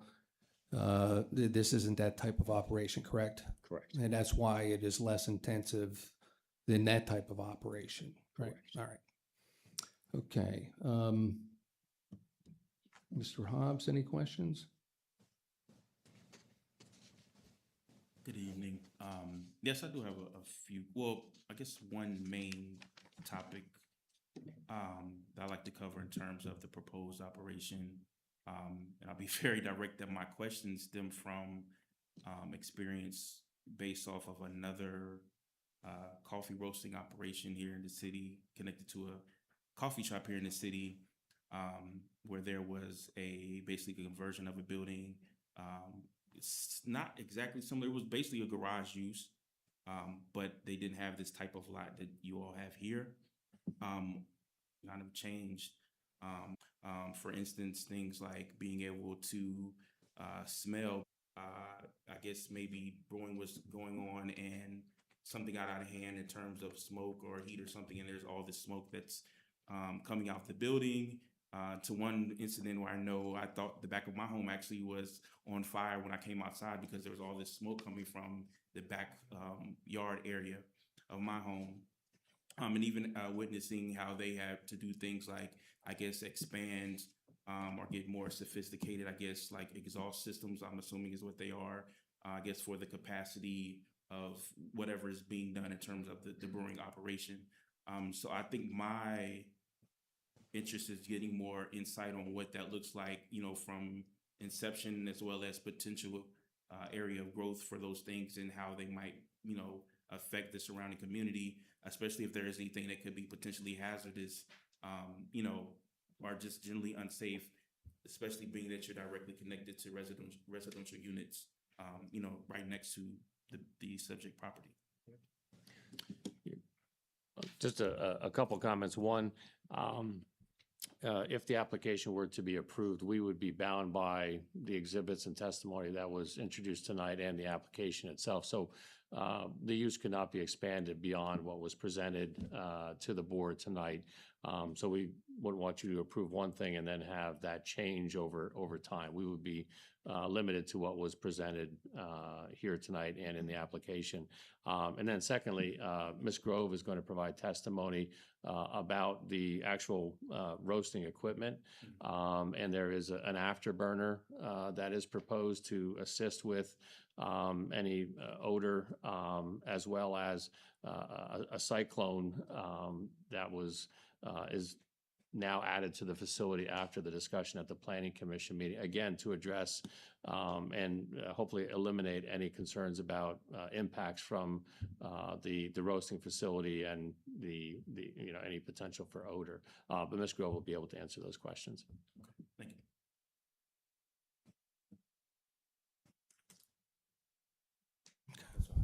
Mr. Phipps? Yes, I more or less was looking at the safety issues, and as Mr. Hobbs said, smell, smoke. But your response was that someone's going to add equipment. My question is, why was that not in this presentation? The equipment that's going to be added on to mitigate or to head off. Okay. So, okay, maybe I'll save my brick building, correct? Correct. And you've had Harrisburg Fire Department stuff come in and vet this and look at your facilities to see that everything is going to be up on, like say, on the up and up. They won't get a call in the middle of the day to come down and address any issues. No, we appreciate that, Mr. Phipps. As a part of the application process, as well as pulling a building permit, City Codes is going to be involved, as well as the fire department, in order to be able to ensure that we meet all ordinances. We are committed to ensuring that any code requirements for safety are going to be instilled in this operation. I would offer that there's really no improvements on the inside of this facility. It is a concrete floor and cinder block walls on the inside, as well as all masonry in the exterior. So from a fire hazard perspective, as well as the roof is a steel truss system. So there's very little when it comes to opportunities for any fire or public safety issues. But we do take that very seriously. Right. Well, my concern is that this is on Green Street, which is um, density is pretty heavy. It's a historic area, but those homes and stuff there, you're gonna have people. There,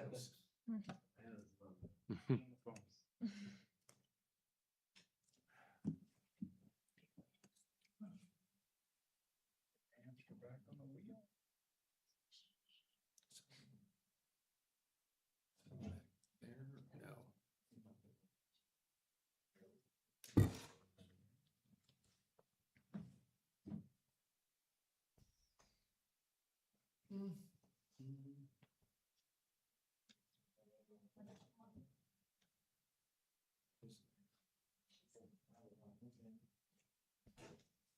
Wonder if we can hear. Claude, can you hear? No.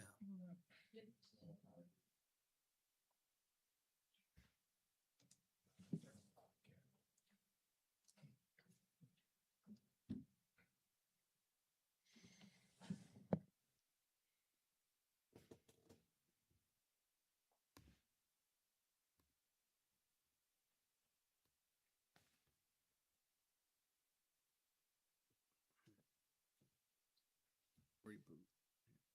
You could hear? Can you hear us? You could hear us? Mr. Phipps? No. Yeah, you're on my phone, but could you hear through the Zoom?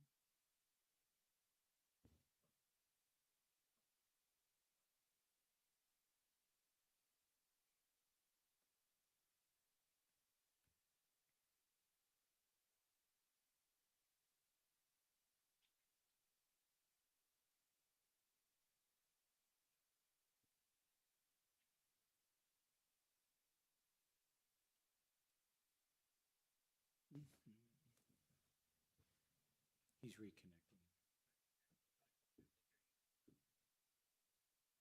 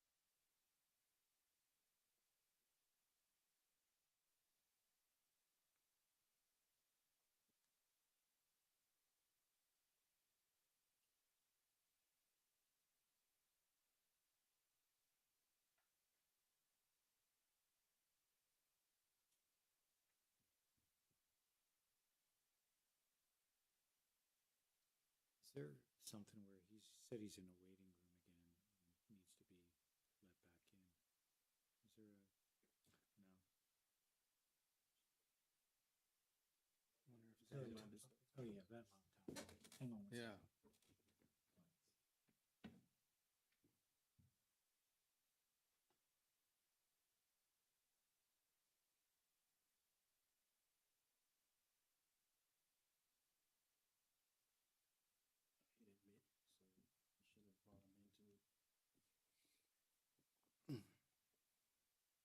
Hit admit, so I should have brought him into it. Here he is. Here coming on. All right. Okay. Okay, Mr. Phipps, you can Can you hear hear us? me now? Yes. I can hear you. Okay. Perfect. Okay. Just go on to Apologize the about next that. witness. Okay. I don't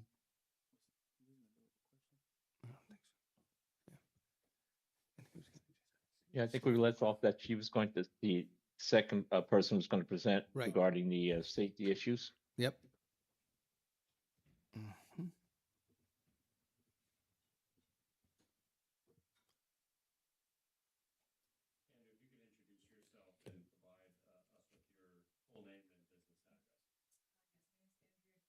sorry. My name's Andrea Grove, Elementary Coffee Company at 256 North Street in Harrisburg.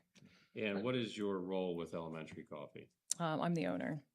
And describe for the board Elementary Coffee. We currently operate a small roastery at 2313 Logan Street in Harrisburg. We also have 1.5 locations, 2 locations, one being at 256 North Street and one at the Broad Street Market. And what are you proposing for this property at 1210 Green Street? We'd like to move our small roasting operation there. So you'd be relocating your existing roasting operation to this property? Correct. And we've talked about the roasting operation, but we're looking to you to really give us a good overview of what is a roasting operation and what would we anticipate at this location? Absolutely. So it is very minimal. Green coffee beans come in on a pallet. They're unloaded on a truck. This would happen off-site at this location, which would be great, or in the parking lot. This happens about once or twice a week. Then we take the coffee, weigh it out, roast it, and package it on site. And then I take it out. I am also the roaster, and I take it out in my car to be distributed to our locations and a couple wholesale locations as well. And there was a question just to confirm that there will be no retail service at this location. Is that correct? Correct. This is just roasting. No one can walk up and purchase No. your coffee beans. This is only for roasting. Correct. And how much of the building will be used for your proposed roasting operation? We will use approximately 700 square feet of the floor area, with most of that being green coffee storage.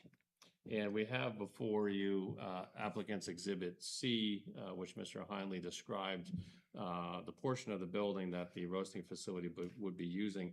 But just sort of walk us through the layout of the proposed roasting facility and what the equipment would be that would be located in that area. Absolutely. So as you can see on Exhibit C, the roaster and afterburner would be against, I guess, the north wall, as Justin said. This includes the roaster itself, which is a smaller roaster. And then there's the afterburner that we can get into, but diffuses the smell of the roasting process. And then in between the two, also as part of the equipment, is a cyclone that I just purchased that would help remove any sort of particles that could go out the chimney. It would make sure that those don't escape. So the whole operation will take place against that wall. Against the south wall will just be our packaging area. Employees would typically be on site at any given time. Most of the time, there would just be me as the roaster. Anticipated days of the week for roasting be, or the hours that you would be roasting at this location? We're very dedicated to working, 8 to 5, making sure that roasting doesn't go past 5 p.m. And only on Monday through Friday. Okay. Would you be roasting every day of the week through Monday through Friday, or would that vary? I would love to grow to that point, but no, it's only about 3 or 4 days a week. But it could be eventually. It could up be to all eventually. 5 weekdays. What is the anticipated production volume at this facility? Less than 500 pounds. And you mentioned that the beans would be delivered to the facility. How often would those deliveries occur?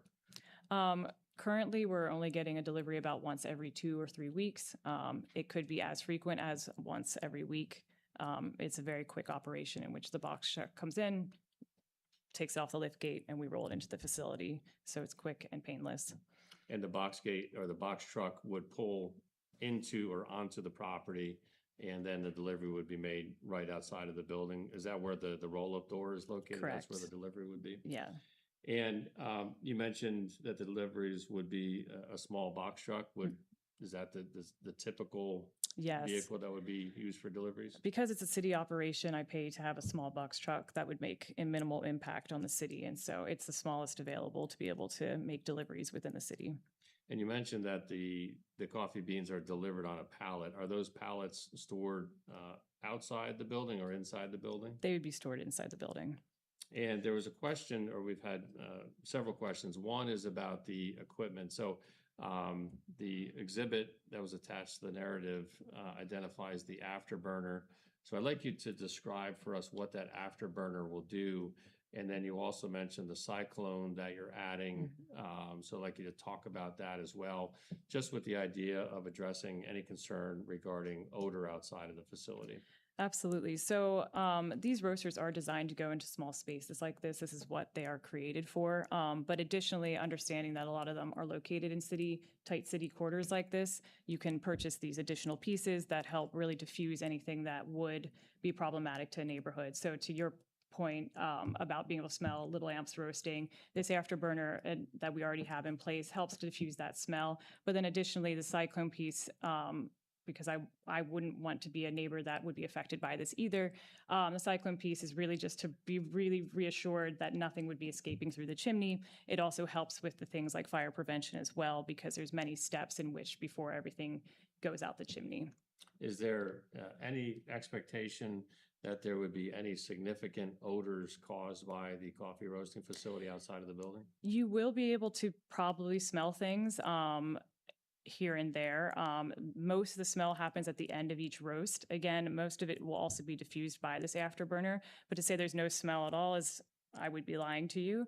But it is a pleasant smell. It is roasted coffee, and right before that, it smells like kind of a sweet bread. So if you're smelling anything at all, if the wind happens to be floating in one direction, it's kind of a positive bakery smell. There was another question about fire protection for the facility. So if you could just describe for us any fire protection and pest control measures that you will have in place at the facility to address any of those concerns. Absolutely. We're required, through the Department of Ag to have, the appropriate fire extinguishers for this type of equipment, which we do. And most of it is, again, very minimal. The fire, they can occur, but it is all contained within the roaster itself. Again, because a lot of it happens due to improper use or somebody using the equipment that is unfamiliar with it. I've been roasting for 15 years and I am the sole roaster for a reason. I take this very seriously. I don't want to have any mess ups. And so as far as fire safety, not only do we have the proper equipment in case of, we're going to prevent it because of my experience. We talked about the operation doesn't create any significant odor. Will the operation create any significant noise outside of the building? No, I do not think you'll be able to hear any of it. It is actually pretty quiet, and the building itself, as concrete, is pretty pretty minimal. Will the proposed operation require any substantial changes either to the exterior of the building or to the property itself? No. In your opinion, is the proposed use similar in impact and character to other permitted uses in this zoning district, such as a bakery or a coffee shop? Yes, but I would argue even less impact than a bakery. And we confirm that the facility will not generate any retail or customer traffic, correct? Correct. In your opinion, will the proposed operation create any adverse impacts beyond what would be normally expected from this type of small-scale use? No. And are you familiar with the narrative that was submitted with the application? Yes. And to the extent applicable, do you accept and adopt the comments therein as part of your testimony? Yes, I do. And if the board were to grant the special exception tonight, will Elementary Coffee operate in compliance with the operational limits described in the application and in the testimony tonight? Absolutely. Will Elementary Coffee comply with all applicable fire, building, mechanical, health, and other permitting requirements that the city has? Yes. And will Elementary Coffee work with the applicant to address any reasonable conditions that may be imposed on the approval by the board? Of course. Those are all the questions I have for Ms. Grove. Okay. Any questions, Mr. Hobbs or Mr. Phipps?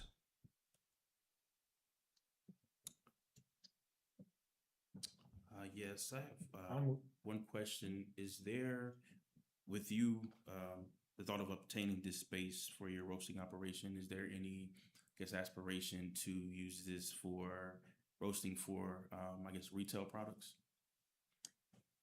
Basically, like to start selling like in stores and things of that nature? Yes, that is currently what we are doing. So Okay, so yes, right. it would be the expansion of that. Yes.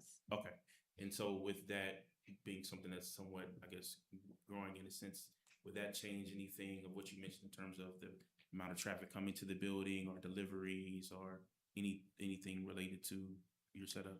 No, I would love to grow larger someday, but I think based on our minimal operation right now, I'm kind of capped as to what I can do. And so there is some growth that I would like to see by moving it here, absolutely. But I don't think, again, I'm the delivery person, I'm the roaster, I'm the one running things out to the UPS store and everything else. It's all takes place outside of the facility. So, and I don't anticipate changing that, you know, particularly after this discussion for pickups or anything that would cause more traffic. Got you.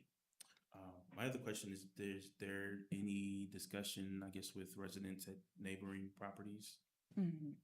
And what was, I guess, did you? I any direct have not. feedback? We discussed a lot of what we presented here today was issues that were brought up during the planning committee meeting, and so we tried to address them and neighbors' concerns Okay. here today. Okay. And what were those, I guess, if there was anything that stuck out the most, what were the, I guess, major concerns from residents? Yeah, so a lot of it was the traffic issue and foot traffic specifically, which wanted to reassure that we're not going to be open for retail business.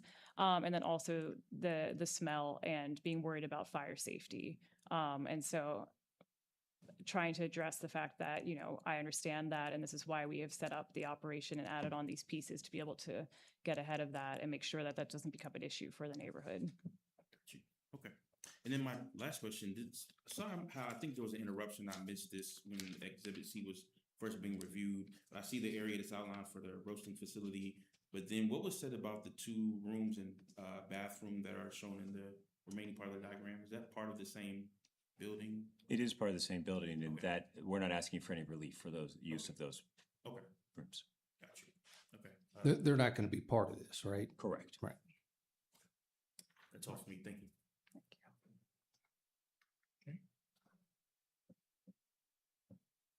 Okay, Mr. Phipps. Yes, I'm going to expand a little bit on Mr. Hoff's question about contact with the neighbors and the various neighborhood groups in that area, especially Middle Mac and those guys. You said that you brought there were some concerns that was raised in front of the Planning Bureau. And my question is that how did you go about addressing it? Was it one-to-one meetings? Did you poll the neighborhood? Did you poll your neighbors, making sure that, hey, this is what we're trying to do, and get their input? How did you go about establishing that communications? Yes, this is Justin again. So the letters were obviously issued to each of the neighbors. Any contacts that were made to us, we had reached out to them one-on-one. I had made personal phone calls to anyone that had reached out if I could get their contact information, encouraged them to have conversations with us so we could solicit any feedback. We didn't have a public meeting because prior to the Planning Commission meeting, we didn't have any adverse feedback to address. However, our contact information was on those letters to be able to receive and address any concerns. After the Planning Commission meeting, we did, as mentioned, reach out to those individuals that had concerns, provided them with our contact information in hopes that we could continue the dialogue. Unfortunately, You still there? yeah. Sorry, I thought you were going to say Okay. something. How about record keeping? Since you said you sent out letters and you reached out to neighbors, you have that information. Are you retaining that information, written communications? Yes. And answers or any response? Yes, we have email communications as well as I have all the notes from the meetings as with their concerns, Okay. of which we've incorporated into this meeting today. Okay. Well, thank you. Okay. All right, with that, any other witnesses? No, that would conclude our testimony from witnesses. There are some folks that I think would like to speak on behalf of the applicant, just public comment, not testimony. And then I would just reserve an opportunity at the conclusion to provide some closing remarks. Okay, well, all right, well, they can come up, identify themselves, provide their Sure. comment, sure, okay. You want to have people come up?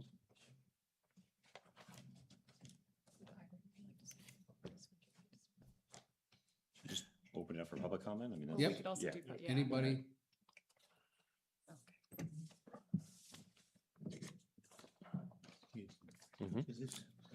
Yep. Just state your name and your address. Yes, I am Arnold Hogan. I received as a neighboring property owner, an actual resident, the letter from the council, applicant's council, in pursuant to what the city's procedures are. Okay, and And you're 1224 Green Green Street. Street, yes. Right, okay. Same zip. And I was at the planning commission meeting, and if the board would decide to go forward with this, those conditions that would be in writing as to scope are very important for the very reasons that the board members have said, namely,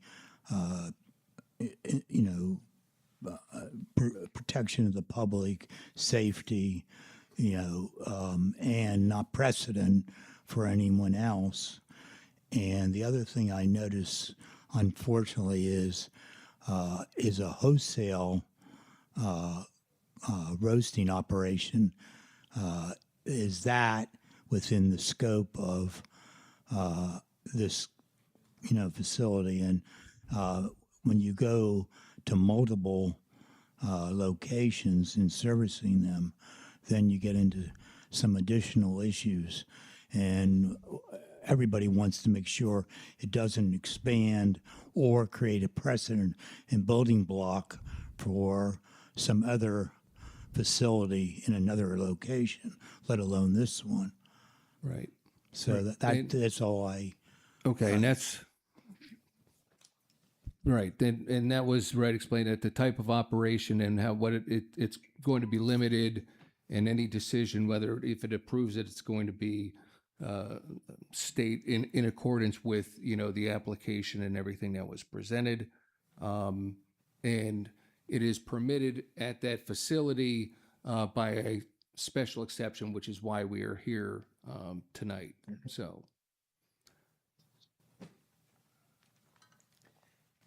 Good evening. My name is Kia Perry. I live at 1208 Penn Street. And I'm not sure if I should be speaking right now or if because I am not in agreement with this operation. And I will go over it. Sure. Going No, back, yep, go ahead. going back to Mr. Hobbs' concern about the smell, that I was the person who did bring that up. Unfortunately, an untruth was told because that conversation never furthered after the last planning meeting.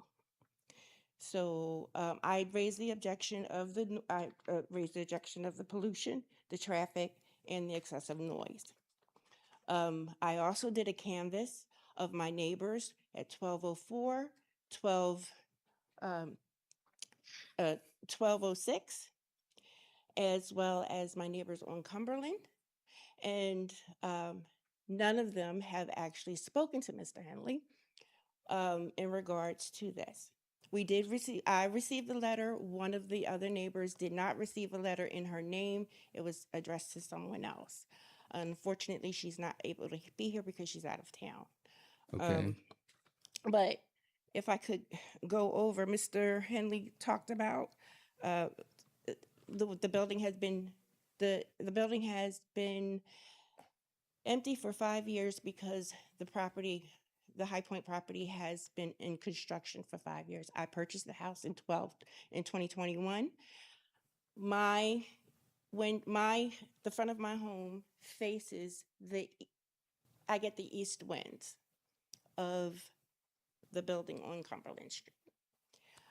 My concern, again, going back to those odors that will come out, as well as the noise. I work from home. I'm not sure. I used to live behind in Ardmore, Pennsylvania. I used to live behind a microbrewery. So there's a lot of different things. I'm very familiar with small operations and how they work and how they expand, and the foot traffic as well as the automobile traffic. This particular parking lot has 29 spots he said 19 of them were dedicated to the apartments that were there. Those dedicated parking spots are optional based on the advertisement of the apartment. So that means, again, coming from the Philadelphia area, living in very congested places, I know what that is like. You typically, if your parking is too expensive, you look for alternative parking, which is less, it costs less money. So going back to what possible problems with there will be some parking challenges if the residents choose not to rent the dedicated parking spaces there. So we're now, as a resident on Penn Street, I am now being forced to compete for limited parking on Penn, Cumberland, Green, because there is no parking on Charles. And we also have apartment buildings on Verbeck. We have housing, multiple dwellings on 2nd Street. So we compete with all of that parking, as well as Steely's, which is a bar. We also have I think it's the Midtown, and then also everything on 3rd Street that comes over. And I'm jumping around, I know, because I'm a little nervous. I apologize, and this is a lot.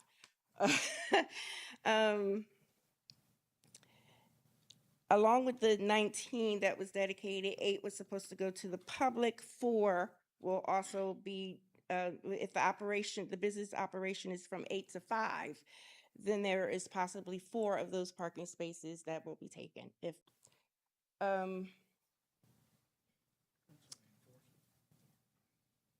as well as the restricted the feet from the curb or from the corner.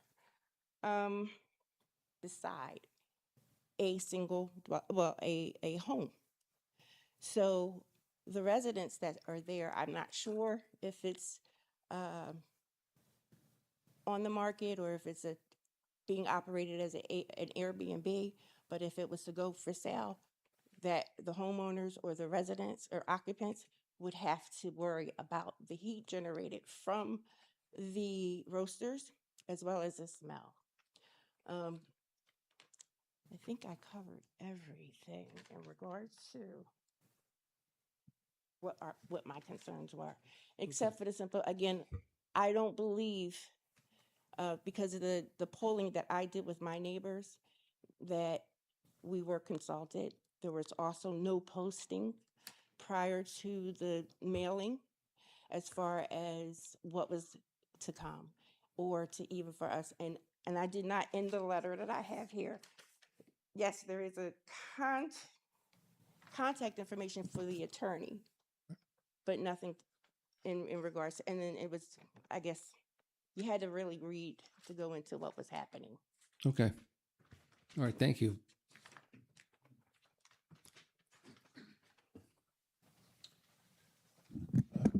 Good evening. Good evening. My name's Christian Herr, Cumberland Street. So about 50, the roastery went into the Broad Street market, became quite a novelty. I think everybody understands how safety, heat, things like that are very important, especially in a historic building like that. And those were things that were taken very seriously when they were considered, and when Andrea put that in there. Secondly, I am the current owner of the location where the roastery is currently on Logan Street. It's sort of a mixed-use neighborhood. I have a commercial building there.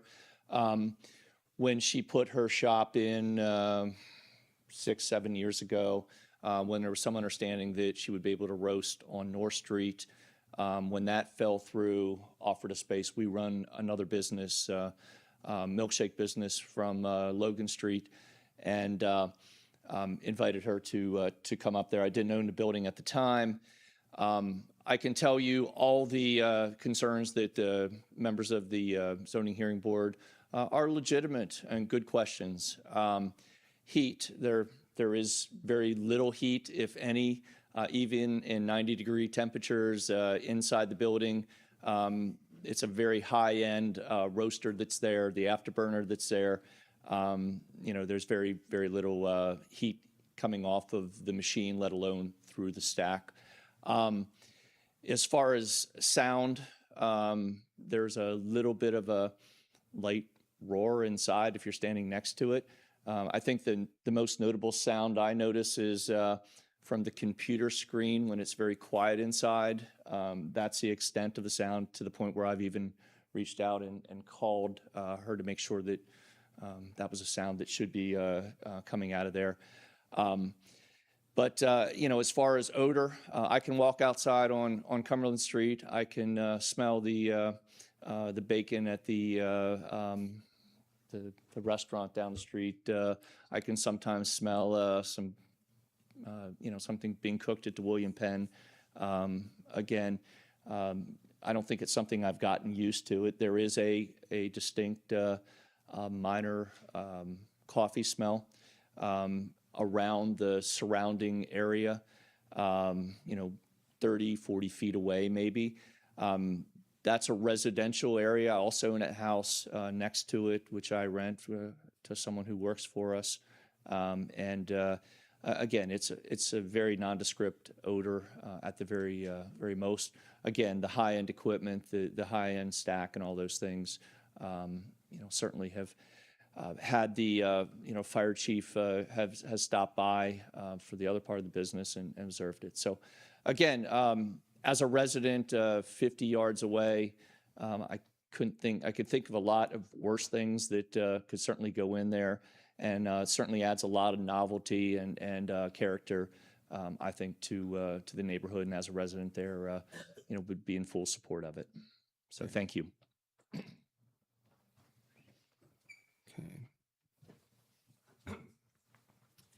Good evening. My name is Andrew Enders. I live at 228 Hamilton Street, just 5 blocks north of the proposed roastery area. What's the last name? Enders, Enders.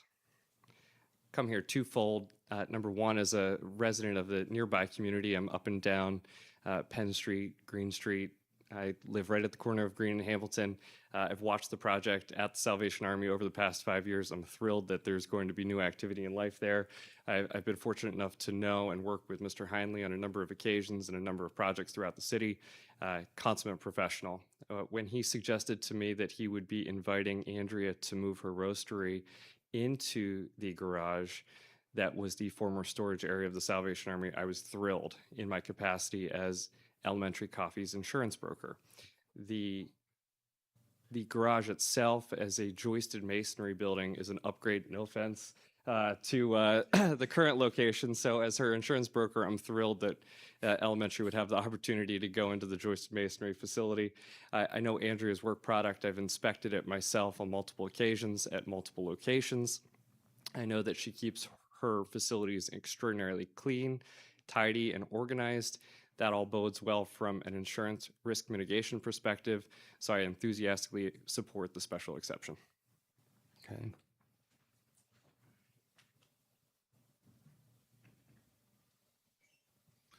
Okay, anyone else?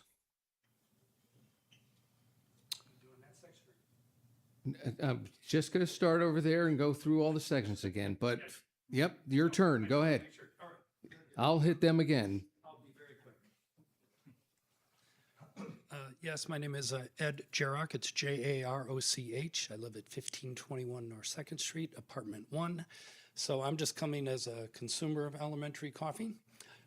I should say I do own a building on the corner of Forestry and Green. So in my normal day-to-day, at least weekly, I either drive, walk, or ride my bike up and down Green Street and up and down Cumberland Street, the general neighborhood. And I think this is about the lightest touch of a development that we could have in this little building. I can't think of anything else. There's going to be no customers. That lot has a big chain link fence around it. It's isolated. Whatever traffic is going to come, I can't see that causing any problems to anybody. I think Andrea has a long history of being a good entrepreneur in the city. She's used to working in historic districts and taking care of her business in a way that I think a lot of people Karen, quite honestly, love elementary coffee for that. So for those reasons, I hope you guys can grant her the relief that she's asking for, and thank you for your time. Anyone else on the right side? Anyone else in the middle?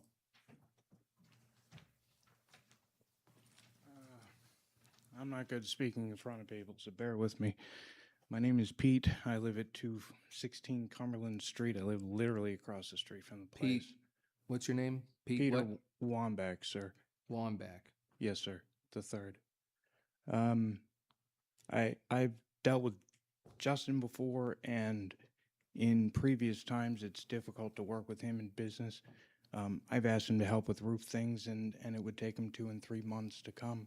I've had to go to, what is the group over there? I forget, I'm sorry. The code group, and the code group says, no, we don't do anything on top of roofs. When roofs need fixed, they fixed a deck by adding a brick underneath it. To be quite honest, I am only concerned mainly about the environmental impact on my own lungs and on my own thing with this. It's a lot of smoke and a lot of things that are coming out. Do I know what goes into coffee? No. I am a consumer, though, so not to come in, is it going to be that fresh? I live. Anyone else in the middle?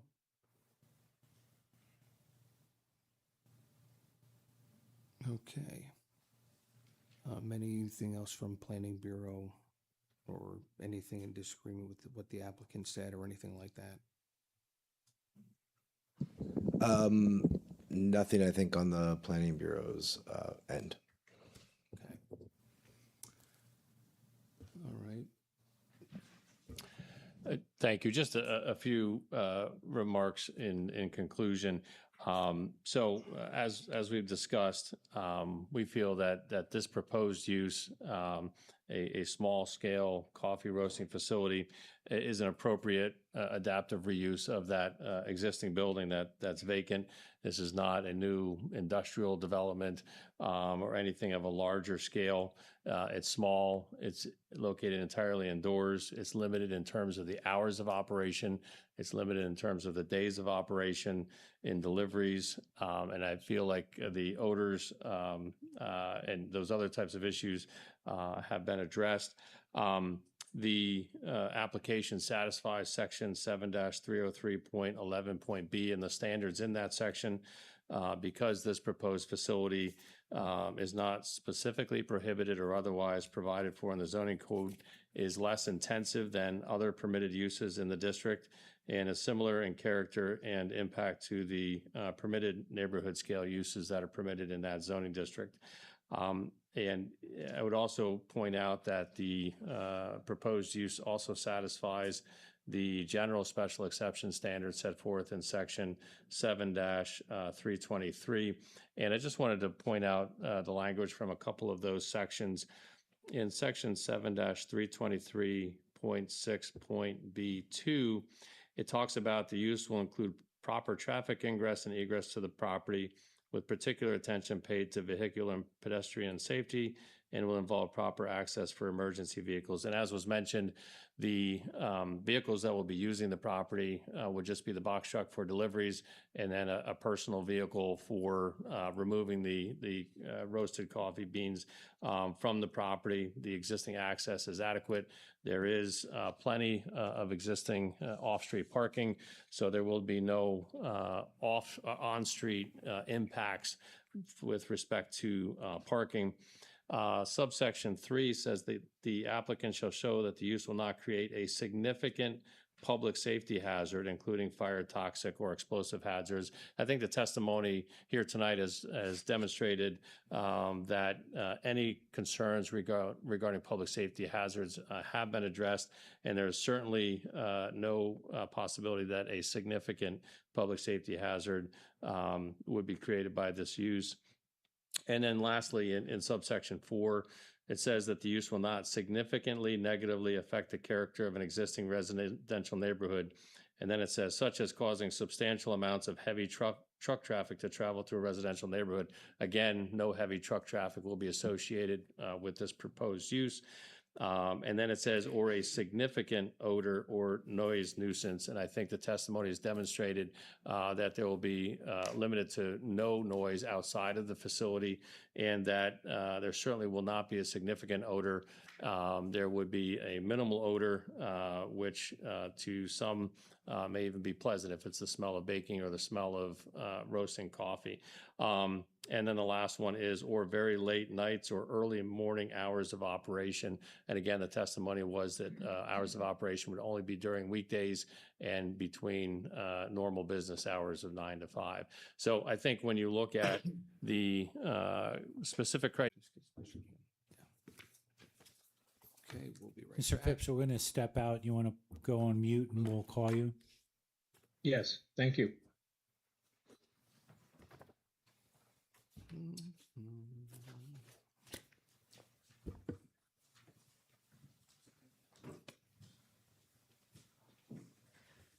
Yeah, oh, I have it.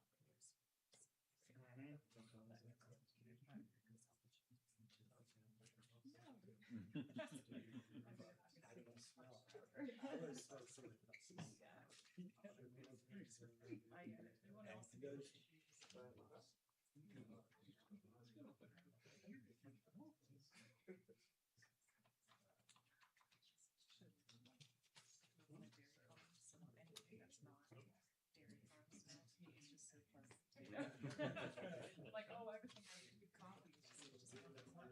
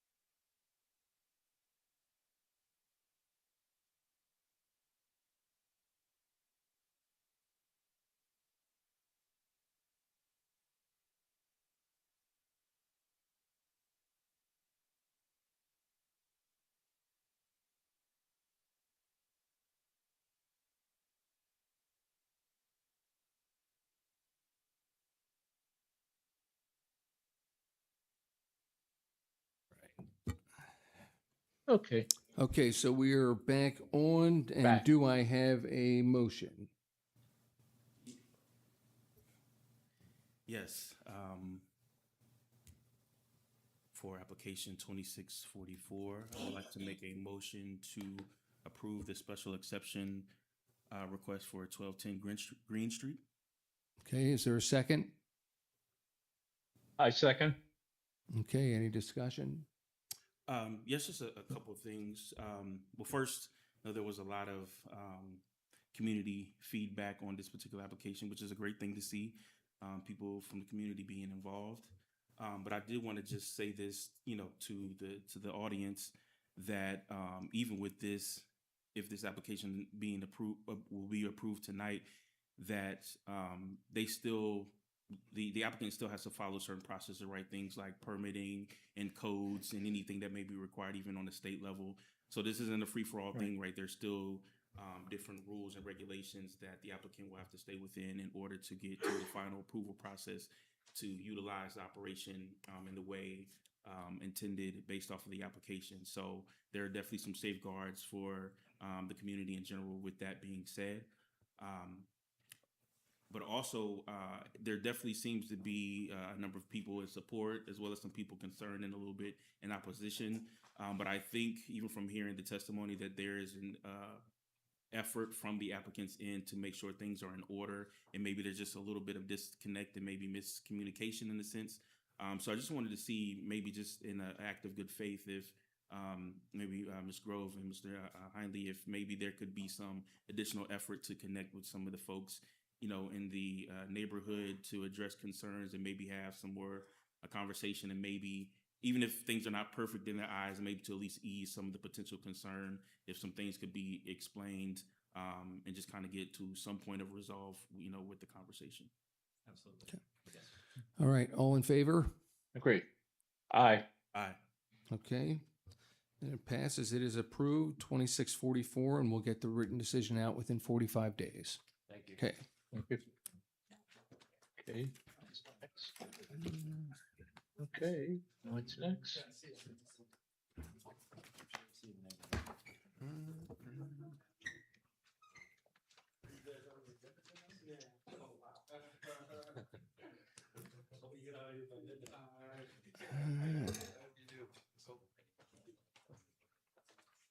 Okay, so next application, 2645, Christopher Torres. That's the 633 Woodbine. Yes. Okay. Yes. All right. Got you. Okay. First, I'll read in the exhibits before I turn it over to, and who's going to do this one? Okay, so Ms. Thompson, you'll consider yourself still sworn in for this application, correct? Okay.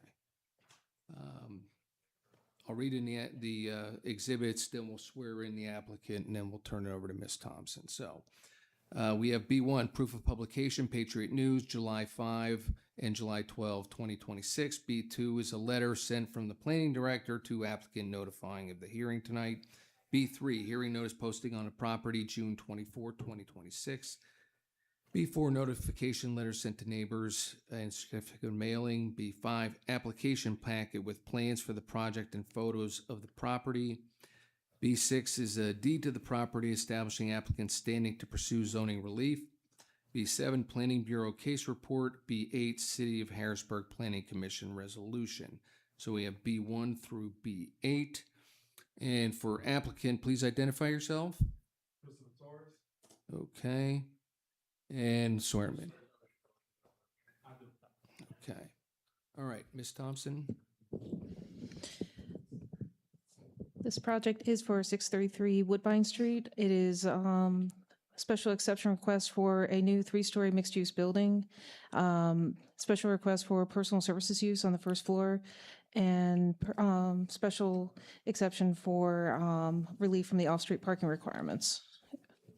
Okay.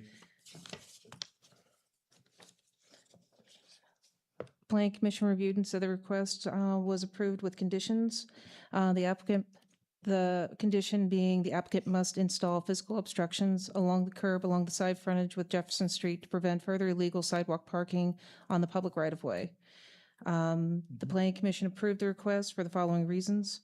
The property exists in a mixed-use corridor with nearby residential, commercial, institutional, industrial uses, and thus the proposed use should not have an adverse impact on the neighborhood. The second reason being the proposal will enable the applicant to revitalize a conspicuous corner in a freshly renewed residential neighborhood with more available housing and a new commercial business opportunity. Okay. Ms. Thompson, do you prepare that Planning Bureau case report? Yes, I did. Okay, do you adopt that as your testimony here tonight? I do. Okay. Mr. Torres, before we start, because I know it is for, to establish a personal services use on site.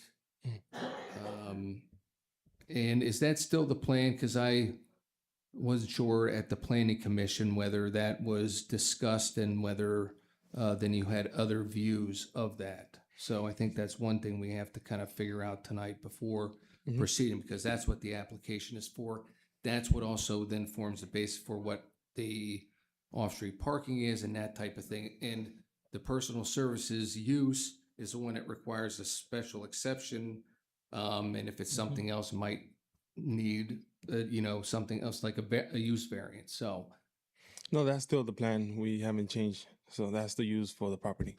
okay. And are you still looking for a tenant? Is that? Yes. Yeah. So that's, well, for now, we're going to use it ourselves because I have other properties in the city. So, that's a space that we could use to do paperwork for ourselves and organize things. But that's mostly what is going to be used for now. And in the bottom, the first floor. Then the other one's going to be residential. Okay, so where's your business located and what do you do? No, right now I'm running it from my house. So basically I buy like condemned properties throughout the city, like in the worst conditions, and I bring them back to life. That's what I do. Okay. But then you're going to use it essentially as your office. Yes. Okay. And that's and that's what I'm getting into. Like the office use is not the same as a personal services use. An office use would require a variance, a use variance, which is, a higher standard essentially than a special exception, which is what we're here for tonight. And it's a different use than what we have. For the personal use? Yeah, but it's also a different use than what was advertised and that type of thing. Like in what matters? So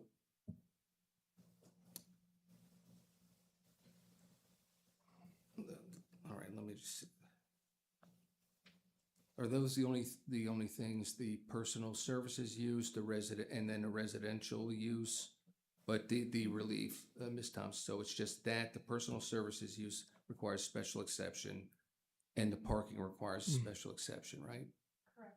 And then the residential, is that also, since it's a mixed use type facility? The RM zone district allows single-family dwellings by right, so the single unit on site would be permitted by right. Okay, that's what, just wanted to make sure.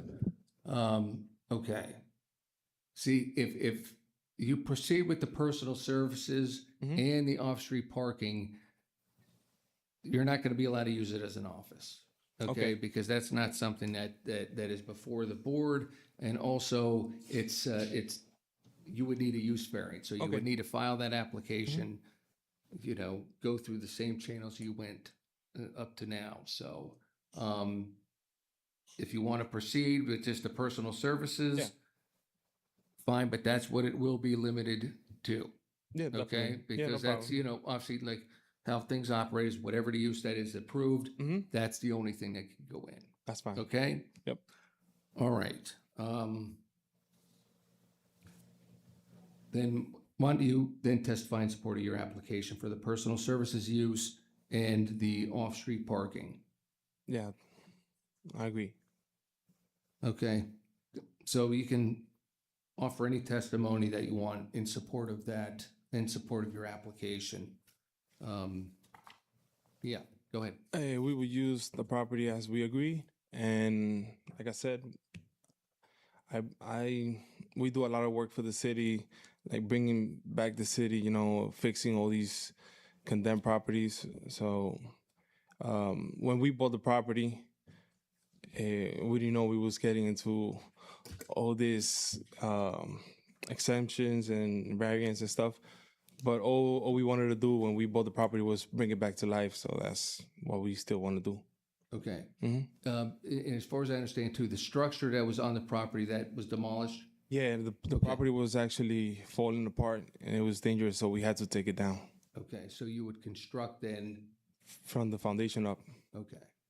And did you prepare, do you have everybody have a copy of the application that was filed in this? Did you prepare that typed application? It was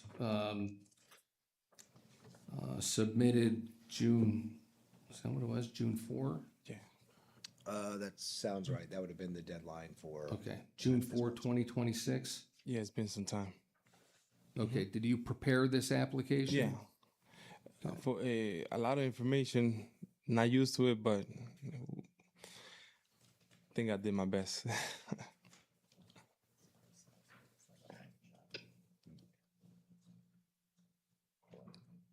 What's the number of off-street parking spaces that are required for it? So the single-family dwelling would require one. The personal services use is one space for every 200 square feet of gross floor area and one space per employee. So it would at least be two, one for the unit, one for an employee of the business. Given that the property is, the building was demolished, I'm not sure what the square footage of the first floor is going to be. So I'm not sure what the parking would be based on that aspect of the zoning code. Right, the existing one was 550, I think, square feet. And I would imagine, it's going to be similar, based on the renderings at least that they showed. So it would maybe be an additional 3 parking spaces, so it would be a total of 5. It's actually on the plan. Let me see. But it's about the same. Right, you have the plans here, all right.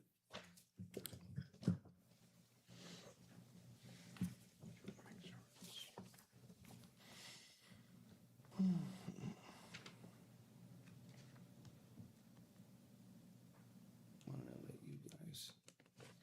All right. Why don't we have Mr. Hobbs and Mr. Phipps ask questions? You want to go for, or I can go first if you want.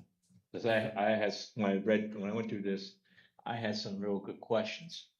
So you're basically, you toured place now, and you said when you rebuilt it, you want to use the first floor as an office, correct? Yes. And that was to satisfy the personal use services. What types of services would you use? Personal services, okay? As So First floor. if I were to run the business myself, I would put on like notary and stuff like that. But like I said, I don't know if that's, like I said, I just want to build the building and have one of my people do the personal service, because I'm more like in the construction, so I wouldn't be running the stuff myself. But even then, if you rent it out to, let's say you've got 3 stories and you would rent it out to someone to do personal services, I'm gonna raise that question with the person who's doing it right now. What type of personal services are they gonna be engaged in? Okay, you would hope would be something legally. Yes. But again, that would have to be something when you lease this out, you'd have that the specification also, and that letter and that information in that lease to basically make sure it is a qualified personal service. Yes, Okay. definitely, And you definitely. They will have to go through. My all- second, I'm sorry. yeah, my second question would be is that and I'm just thinking this out a little bit. There's some exceptions to your request. I would actually like for you to take and think about what you're asking for and be very specific about it. Okay, I know you're trying to rebuild the building. and make it, agreeable with this, with the city codes, but unless we clearly understand what else what you're implying or what you're gonna do, that becomes a hard nut to crack for us.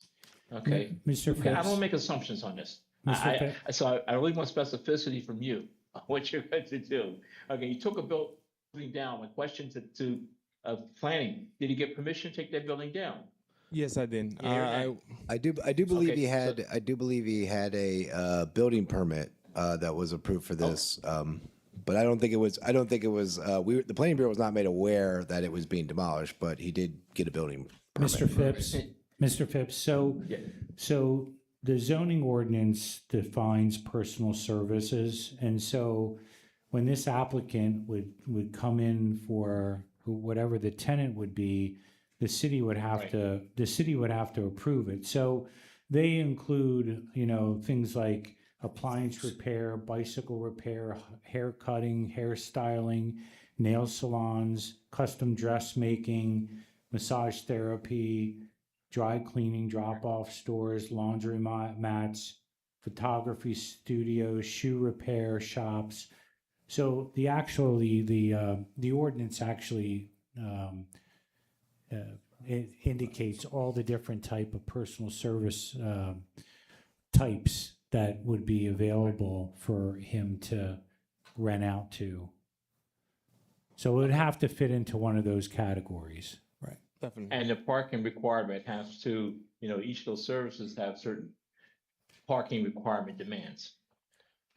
Well, the personal services, right, that generally has the square footage, I believe at the 200 square feet per space. And okay, if I could say something, sure. I also when I submitted the application, I own the property 2155 and also 2151, which I have a garage on the back of 2151 that could be used for parking, and in the back of 2155, I have more parking available. If that may helps. be that may be true, but it should have been in this application then to satisfy the parking requirements. And also, we mentioned that we're gonna demolish in the property of 633. There's a garage right now where we're gonna demolish, and that's gonna be parking. That's mentioned in the application, I guess. Yeah. It sounds like you've got good ideas there, and I don't want to jump ahead a little bit here, but I think they have to be before your application is going further. They need to be fleshed out better. I don't want to say it that way, but solicitors and planning, they say, if I'm saying it wrong, stop me, correct me. But it needs to be fleshed out a little bit more. Whatever he did there, he did. I mean, I agree with Mr. Phipps' sentiment on that. I mean, it sounds like there's a lot of stuff being said kind of on the fly. Yes. And then also, I guess, I see the dimensions like for the first level. So do we just take the I guess the length and width of that space to figure out Existing structure was, and the planning bureau, as far as then off-street parking, the site, it was going to be on-street. On-street. That's how that would be satisfied, that special exception? Well, and I would say the off-street parking requirements are dependent upon what use. So, I mean, if he's got a barber shop and there are 4 barbers in there, that's going to be With 4 employees, spaces plus right. the square footage. Right. If it's a tailor that's in there, just a single person taking in clothes and tailing, that's that would require 4 spaces for like the entire business. So, I think without knowing the specific use. It makes it a little bit difficult, but we do know that there was a garage at the rear of the lot, accessible from Jefferson Street there, that has kind of been converted to a shed. But I would say that constitutes an existing parking space. Even though it's been converted, I would say it's still right. But also, right. Also, though, we're not even sure the number. Not even sure what relief uses that could have anything, Do you have anything, Mr. Hobbs? I was going to say, is it possible, especially since he's already requested continuances for next month. I was gonna say Continue that. this one as well. Yes. And then I was we gonna can try to say, get a I was Give gonna us some say you time. have 3 other applications for next month. But that's up to you. I mean, that's totally up to you if you know, if that's. When I This needs to be fleshed out. yeah, to be honest, I purchased this property. It's been over a year now. Okay. It's been more of spending. You know, holding. You know, we took loans on buying this property and taking a big hit. When I first submitted the permits, I just wanted to do residential because, but it wasn't approved because it wasn't zoned that way. I don't know much about zoning, so that's when we decided to make the personal space and a residential unit so that we could get the construction going, and that's where we at right now, trying to get this That area, started. well, that area is zoned residential medium density, correct? Correct. It's right there, right, it's on Woodbine, right across from the YMCA, correct? Yes. Okay, so if you know, let's say your application to come out, you're gonna construct a multifamily dwelling, Mhm. or or a single family dwelling, that would be allowable. There's no issue. The issues would be totally different.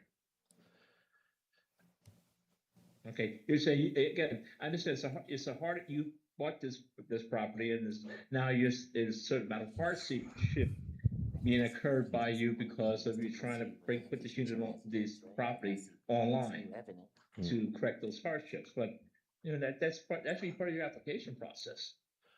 But, Yeah, I would. Sorry, go ahead, Claude. I'm sorry. No, I just look at this application, and it's not complete. Okay, based off what you put out right now, there's too many questions left outstanding.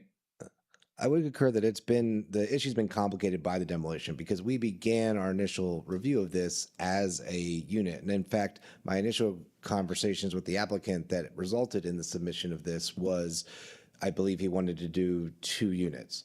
Or he wanted to have a commercial space on the first floor. And, I denied the building permit because it required zoning relief. And, we were moving forward under the fact that it used to be a mixed-use building. It used to be Sharky's Tavern, I believe, on the first floor. So there had been a history of commercial occupancy.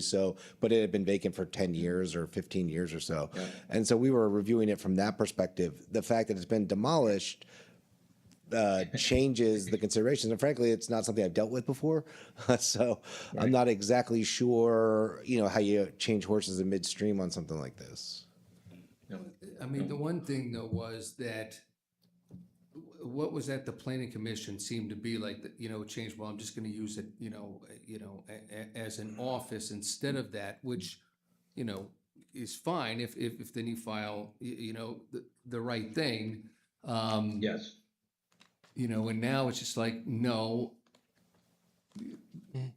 because, I mean, variance application wasn't filed and all that, so, but the thing is, we're not even sure what the off-street parking would be either. Correct. Yeah, and again, I think, and while they were both special exceptions, again, it does change, I think, the consideration of the board when you are talking about an existing building with a history to now basically just a footprint where you could build anything. And not to say that you couldn't do these same things on the property, but I think it certainly changes the consideration somewhat. And this borders Woodbine, and you had Jefferson right there, correct? I believe. Mm-hmm. It's right in the corner of Woodbine and Jefferson. So yes, right. So is the application premature because there's no building? No, I don't think so. No, the reason came to at the planning meeting though, it was under the thought that there was an existing building, correct? I don't think I wasn't at the planning commission meeting. I wasn't. Oh, okay. No, when was it demolished? No, it was like probably a month ago. We had to. It was an emergency. The building was falling, So I came here to the city and got the. See, that's what I thought I read it in the. Yeah, planning it was commission. it was not our plan to demolish the building. It's just I been. was That's also on what- vacation. I think while this came It's just the down. building been sitting there in bad condition. It was acknowledged during the So meeting. but a city had to basically is an immediate combination, and you had to address it. Okay, but by doing that, you've changed the nature of your request.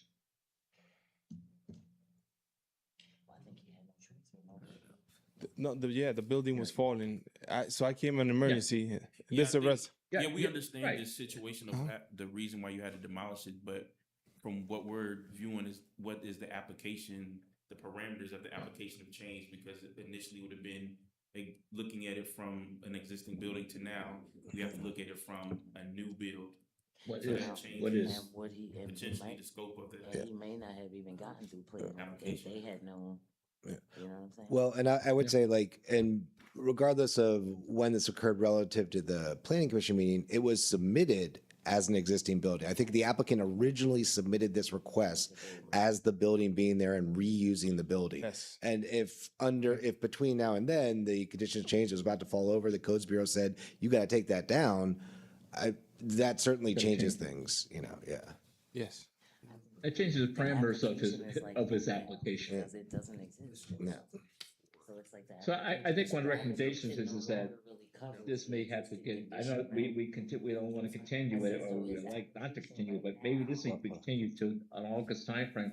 And I think there's a meeting of minds with the applicant based off of what it is now. Okay, and where he's going to go. Give me his futures, paint your picture. And then that helps him in his application because he'll have more concrete information saying, what does he want to do?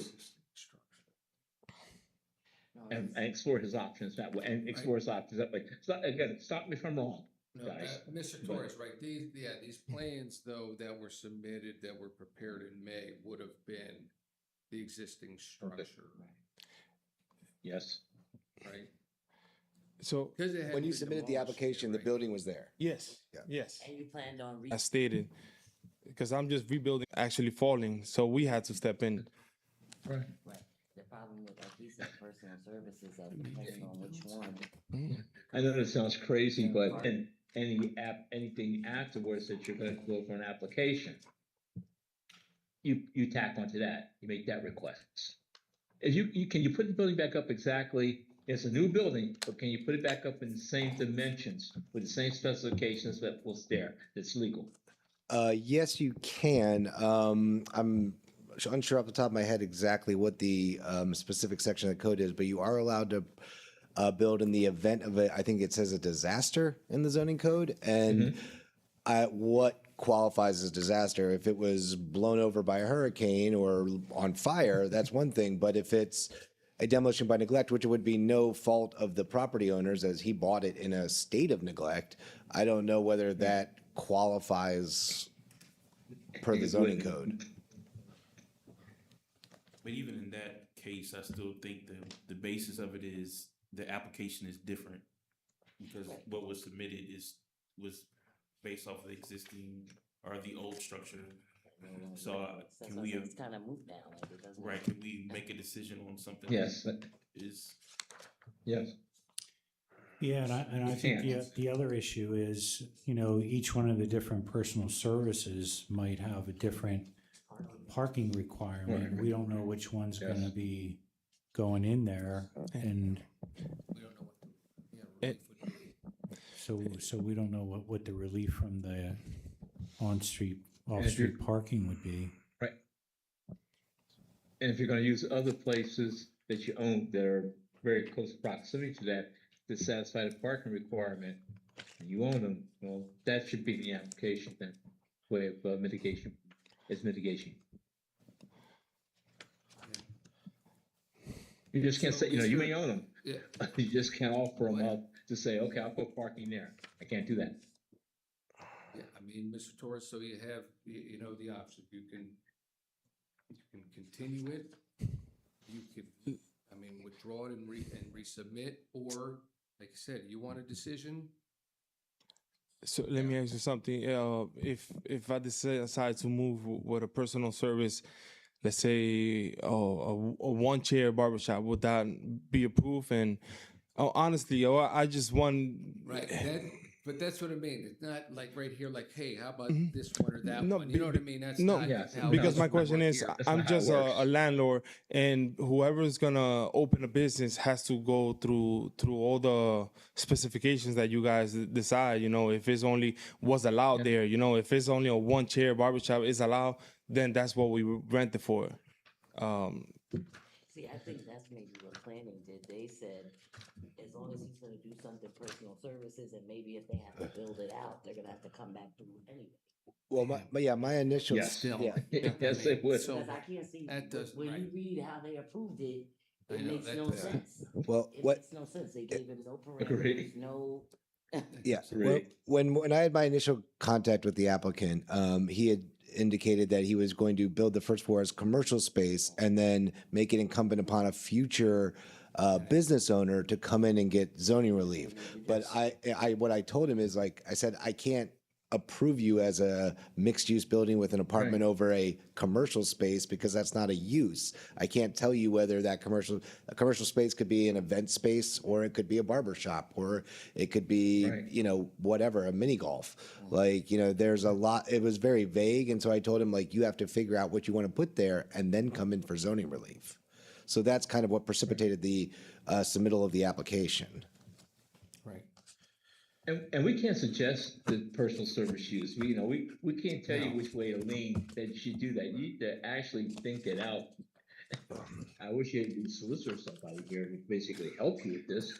Because again, if we give an example and you go with that example, then and we say, okay, well, you're gonna be confined to these parameters by that example. You can come back later and say, well, you gave me the example.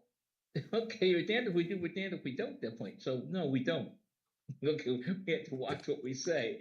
So if you're going to look for personal services, you need to come up with that idea, and then flesh that out and develop what parameters you're going to need to make this building compliant. Okay.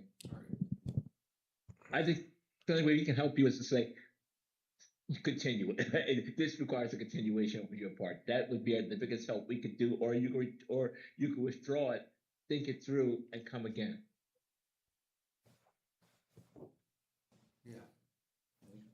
Yeah. So- If I'm wrong, stop me. No, that's, But so that's what I mean. I think those are the options, and, you know, for you tonight.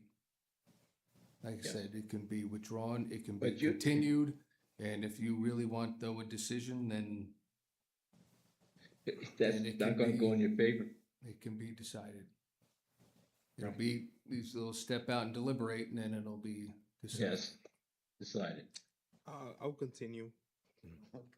Okay, that you would continue application 2645 to the August 17 zoning hearing board meeting, correct?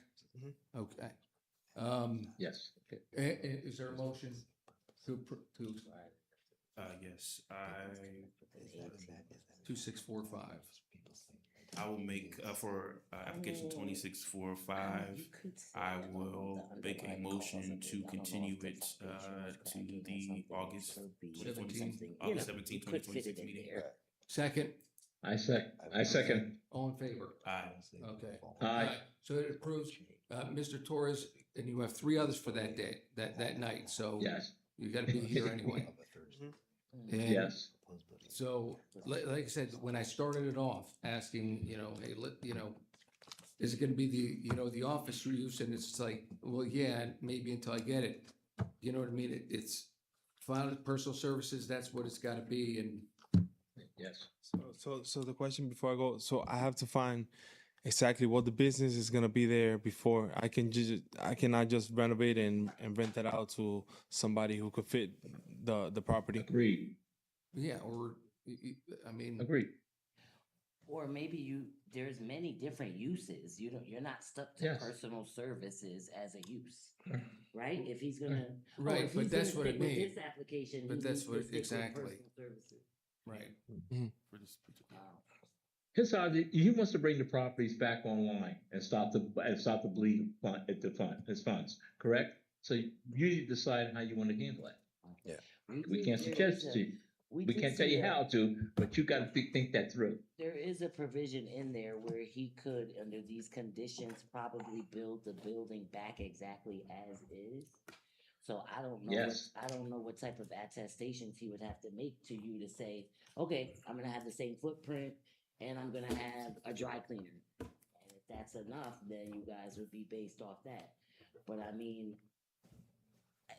I would think you would have to have super strict conditions to say, you know, it has to be exactly what you, I mean, which I Right, guess how- all the right. applicants do, but I mean, to me, I Right, don't we know. say A lot in of line things- with what you submitted. But a It would lot be of things- approved with, you know, in accordance with what you submitted and the plans you submitted. But that's different to me than like when you are dealing with different businesses is one thing. But to me, anything can happen in construction. So what if the building doesn't end up like that? Like, what if there's some reason now that the building can't be built exactly like that? Does he have to come back and say, "Oh, I couldn't build the same building, so now," you know what I mean? It's a lot up in the air to me without a building. Yeah, well. So he has to, if that's he- the residential figure that out. manufacturing, he needs to fit. He knows, we it's- just told him it's- what it right. is, his application before us, that's what it is. Yeah. And that's, you know, Yes. so for the next gotta work it. month. Yep. So with your other applications, that's what, in Be in line, contact with you. consistent with your Yeah. application, that's some what, Yeah. that's what you'll, you know, submit as you want those approved. Personal services, know what the off-street parking spaces would be. I mean, you could obviously help, whatever that may be. Right. You know, and then figure out even what the recommendation may be. Yeah, there's on-street parking or there's one on site. Because I did know that, right? That there was Yeah. one potential one on site. So, Right. okay. All right. Okay, Mr. Torres, then we'll see you next month. We're gonna see you next month anyway. So, Okay. okay? Yep. All right. Thank you. Yep. Next one. That is, or we have any more? No, one. There we go. Last one. Sorry, I can't do Right, that. application 2649. Right around the corner. Right, the 2312 through 2322 Jefferson Street, Habitat for Humanity. Okay. All right, this is right, the variance for the, variance from the lot width. Okay. Ms. Thompson, you'll be doing this? Just making sure you're gonna be doing this one? Yes. Okay, and you'll consider yourself still sworn in from, for your testimony for this application like you have before? Right? Yes. Okay. It's 2649, and I will go through the exhibits. We will then have applicant introduce himself and swear him in, and then we'll go from there. We'll go to Ms. Thompson, okay? All right, Exhibit B1, proof of publication, Patriot News, July 5 and July 12, 2026. B2, letter sent from Planning Director to applicant notifying of hearing. B3, hearing notice posting on the property, June 24, 2026. B4, notification letter sent to neighbors and certificate of mailing. B5, application packet with plans for the project and photos of the property. B6, deed to the property establishing applicant's standing to pursue zoning relief. B7, Planning Bureau case report. B8, City of Harrisburg Planning Commission resolution. Okay, and who is here for applicant? I'm Zane Geist. I'm project manager with Integrated Consulting, the civil engineering consultant for the applicant / owner, Habitat for Humanity of the Greater Harrisburg area.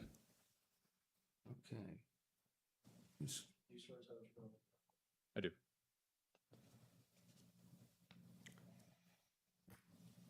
Okay, Ms. Thompson. The applicant is proposing to construct 4 attached single-family townhomes along with associated site improvements. The project will require consolidation and re-subdivision of the existing 6 lots at 2312 to 2322 Jefferson Street into 4 lots. Given the space constraints, the proposed townhomes will only be 16 feet wide. Because Section 7-307 3A of the zoning code requires lots in the residential medium-density district to have a minimum width of 20 feet. This aspect of the project will require variance approval from the zoning hearing board. Resolution from the Harrisburg Planning Commission reviewed the request. The hearing board approved the request for the following reasons. The massing, siding, and design of the proposed row homes will reflect the character of the surrounding neighborhood, providing compatible infill development along a primary corridor through the uptown neighborhood. Specifically, the Planning Bureau notes the inclusion of front porches, which match many other townhomes on the block, and its significant improvement over other designs featuring flat facades. 2, the project will improve a currently vacant and overgrown lot with affordable units that are a pressing need in the city generally and the neighborhood specifically. 3, the project advances the purpose of the RM zoning district provided in Chapter 7-305.4C of the code, as it provides a development at medium densities that will not adversely affect the stability of the area, and advances Chapter 7-301.27 of the zoning code by protecting the residential neighborhood and providing diverse housing opportunities. Okay. All right. Ms. Thompson, did you also prepare this? This is for a process. Correct. And Yeah, so the variance request we have before you tonight is specifically units/lots 2 and 3 that are in the middle. This due obviously to the fact of these being townhomes. We're trying to keep them all consistent, units, and we've tried to go the route of the minimum amount of relief needed to, get the approvals to move forward with this at the land development stage. So we meet all the side yard setbacks at the end units, right? And we meet all the other setback requirements. So we're simply asking for that dimensional variance for those 2 middle units. And with that, the proposed lot width of these, the 16-foot wide, the 2 parcels, already exceeds what's out there. Most are 14 feet, I think, or slightly under that. So we're bringing this further in conformance with the current zoning ordinance requirements. And I think some of you in the nearby properties, even though it's a 20-foot with minimum, they range, right? I mean, there's some like 15 feet with nearby properties, that type of thing, right? Okay. All right. Well, why don't we have board members why don't you ask questions before? So Mr. Phipps, you can go ahead. Okay, when I look at this, and I know I shouldn't say this, right? They put no conditions on it whatsoever. So I'll ask you some questions. Okay, you may not like it. So, so you're basically going to you construct 4 homes on this property, correct? That's correct. And the width of these homes are, since it's 4, because you consolidate the 6 lots. What's the width of these homes? The average home? I'm sorry, what's the question? The 2 middle lot, okay, you basically said the 2 middle lots are only 16 feet, but you're going to consolidate the 6 lots into 4, and you're going to build. So what's going to be the width of each of the homes you're going to be building? Each unit will be 16 feet wide, so all of the units will be consistent. It's the 2 middle ones is what we're asking relief for, as they're attached units. The outer units will have larger lots that meet the minimum requirement for the lot width. Okay, and this is all new construction, right? And where is it? Who are you basically pitching this towards? Is this affordable homes? Yeah, this would be like the most affordable range, less than the 80%, or median family income. Right. Okay, so this will be affordable homes. I'll ask you a crazy question, and this is being financed by who? Where's your finance? Is this by state grants? Is city grants, state grants, county grants, or? I Private. don't know exactly what all this. I mean, most of it is going to be grant sourced from Habitat. Habitat for Humanity is going to be working with grant funds for this. I don't know the exact sources of that at this time. If they've even secured necessarily that yet, but I could provide that info, back to as this moves forward and we hear what the confirmations of that funding are. Right. Well, the reason I'm asking that question is because, okay, you're going to use grants and these homes are supposed to be affordable. So what's going to be your price? You're saying your price target's 80% of the 80% of the fair market value or something? EMG?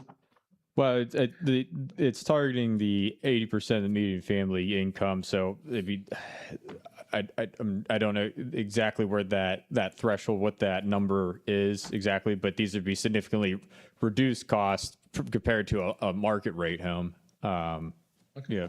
For the reason why I'm asking that question, I'm pretty familiar with Jefferson Street in that area. When you look at the 80% of family income, have you looked at a model of what the family income levels are in areas 7th Street, Jefferson Street, 6th Street, in that area? Have you done some type of survey or something? So you I'm assuming Habitat for Humanity has that information. This is something they do. This is kind of their what do you call it? Kind of their motto and their goals to provide this level, this area specifically to. That leads me to the construction piece, because how these houses are being constructed. They're going to be constructed to be around for 30 to 50 years, I hope. I think that's obviously the goal, to provide long-term ownership opportunities for people here. It's not, this is ownership focused, not rentals or, so on and so forth. They're trying to sell these homes. Agreed. And okay.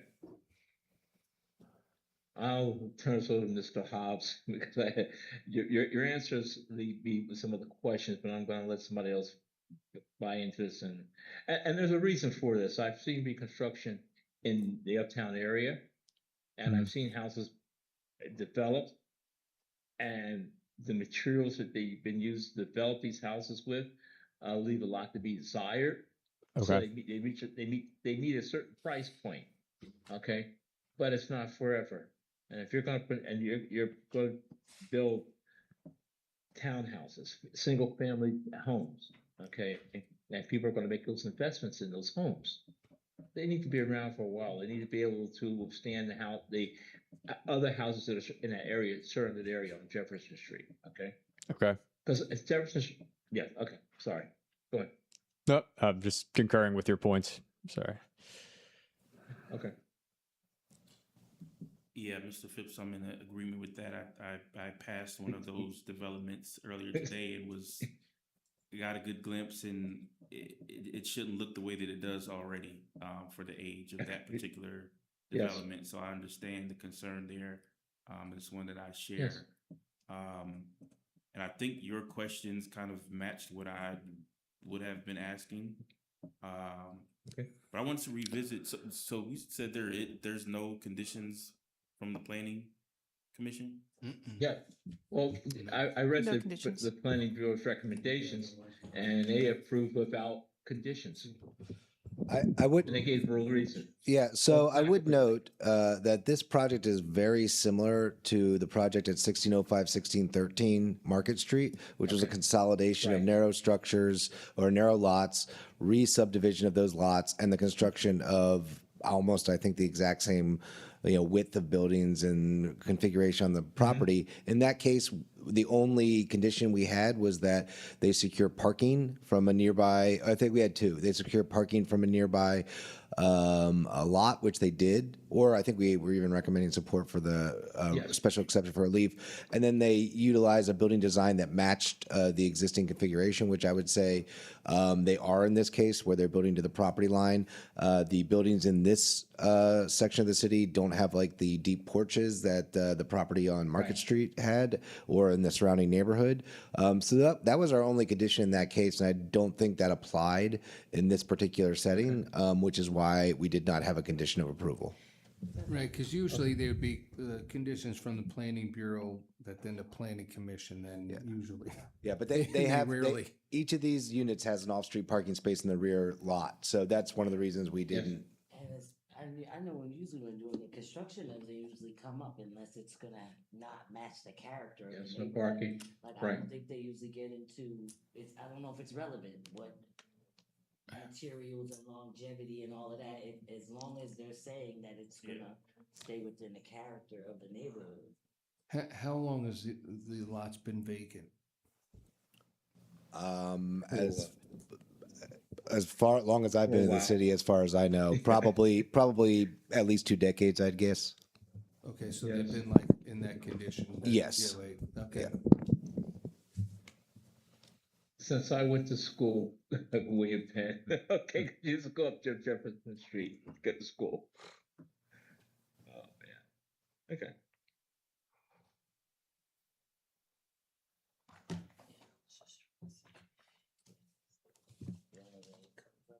Okay, anything else? Okay. Mr. Phipps? Yeah, I'm okay. I just, like I said, I've seen other areas that were built by Habitat for Humanities, and I understand we're trying to bring in new development and single family dwellings into the city. But my concern is that the type of development that we're bringing in, making sure you're getting the funds to put it out there. That's why I want to know where the funding sources come from, because you're getting very. Got it, okay. Okay, take a break, is it fine, do you wanna do that, or? Okay. Mr. Phipps, you need to take a break, or you want to move forward, or? Are you okay with it, or with what you've heard so far? Or? We'll take a quick 5-minute break then. Okay. Or yeah, let's take a quick break, and maybe less than 5 minutes, and come back. Fair? Yeah, that's what we'll do. We'll call you. Okay. Gotcha.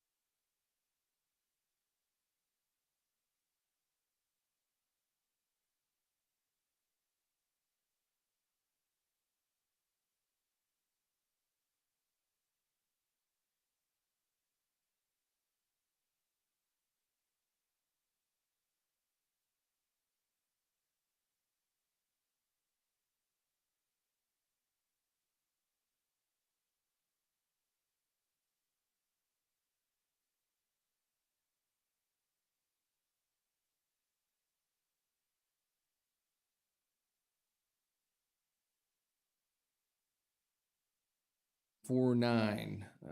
Do we have a motion? Yes. For application 2649, I make a motion to approve the variance request for 2312 through 2322 Jefferson Street. Okay, is there a second? I second. Okay, all in favor? Aye. Aye. Okay, great. Approved, and you will get a decision within 45 days. Thank you very Decision. much. You're welcome. Okay, adjourn. What's next? Yes, I will make a motion to adjourn. I Claude? second.